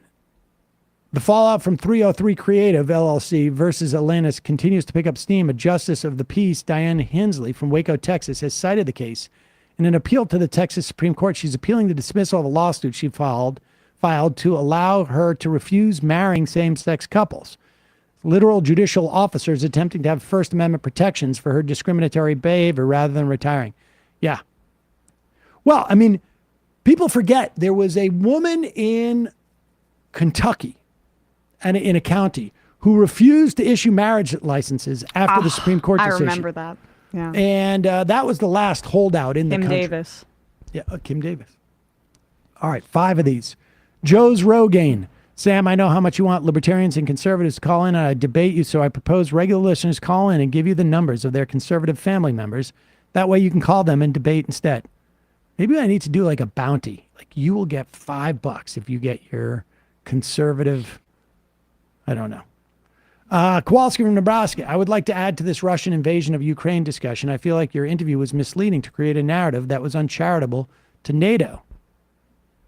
All right, well, tomorrow's the day for that. Sorry, Kowalski. Tommy Hot Tub.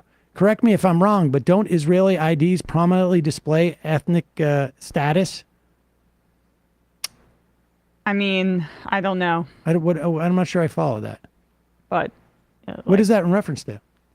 If it's racist or if not. it's a racist country, probably. Oh, I would imagine.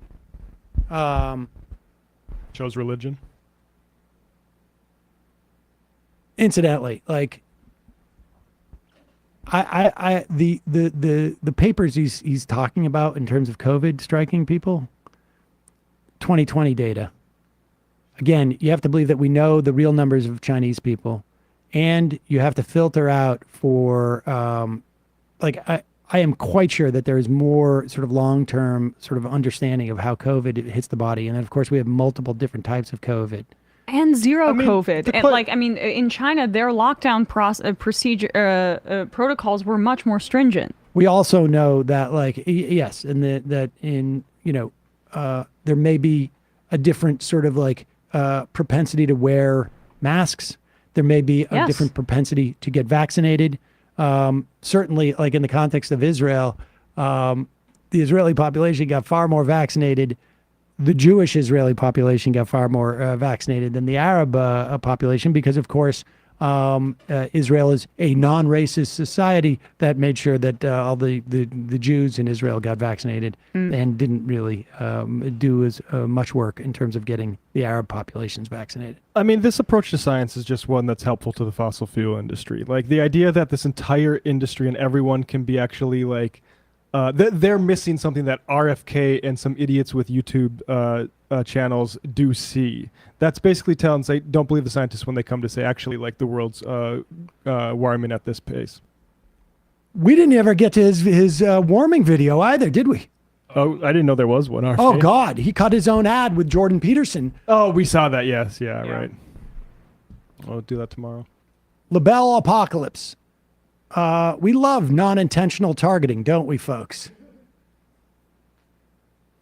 I'll have you know, Jordan Peterson was a clinical addiction therapist before being admitted to rehab in Russia for benzo addiction.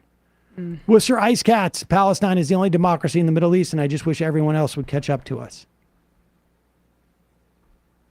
I'm not sure I get that. Timur from the 5. Is Emma taking calls on ESPN? I had a sports question I wanted to ask. Also, sure. Can I get a shofar for my dad's 65th birthday tomorrow? Great man who's gone through so much in his life and dealt with a slow decay from MS in his autoimmune system and has not been kind of late. I take care of as much as possible to the point that it makes it difficult for me to get a job because I don't have many free hours during the day. I don't show it to him often, but I absolutely love to bits and hope that he gets some pain-free respite before he leaves us. Love you guys. Left his best. This is for your dad. Happy birthday. Sorry.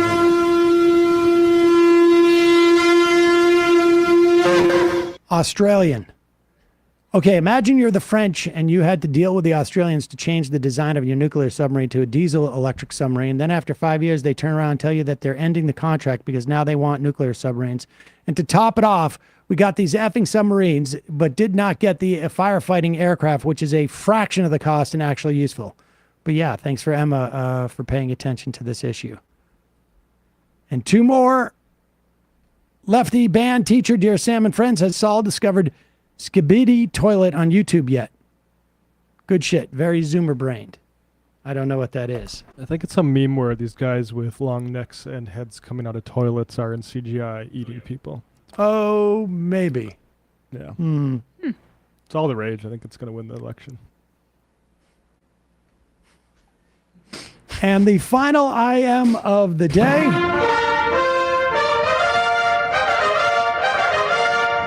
A square. Sam, have you considered inviting Tracer on to expand on our RFK article? I thought it was good, but feels like she could have written a longer piece, like more to say on him and the implications of his campaign. Maybe down the road.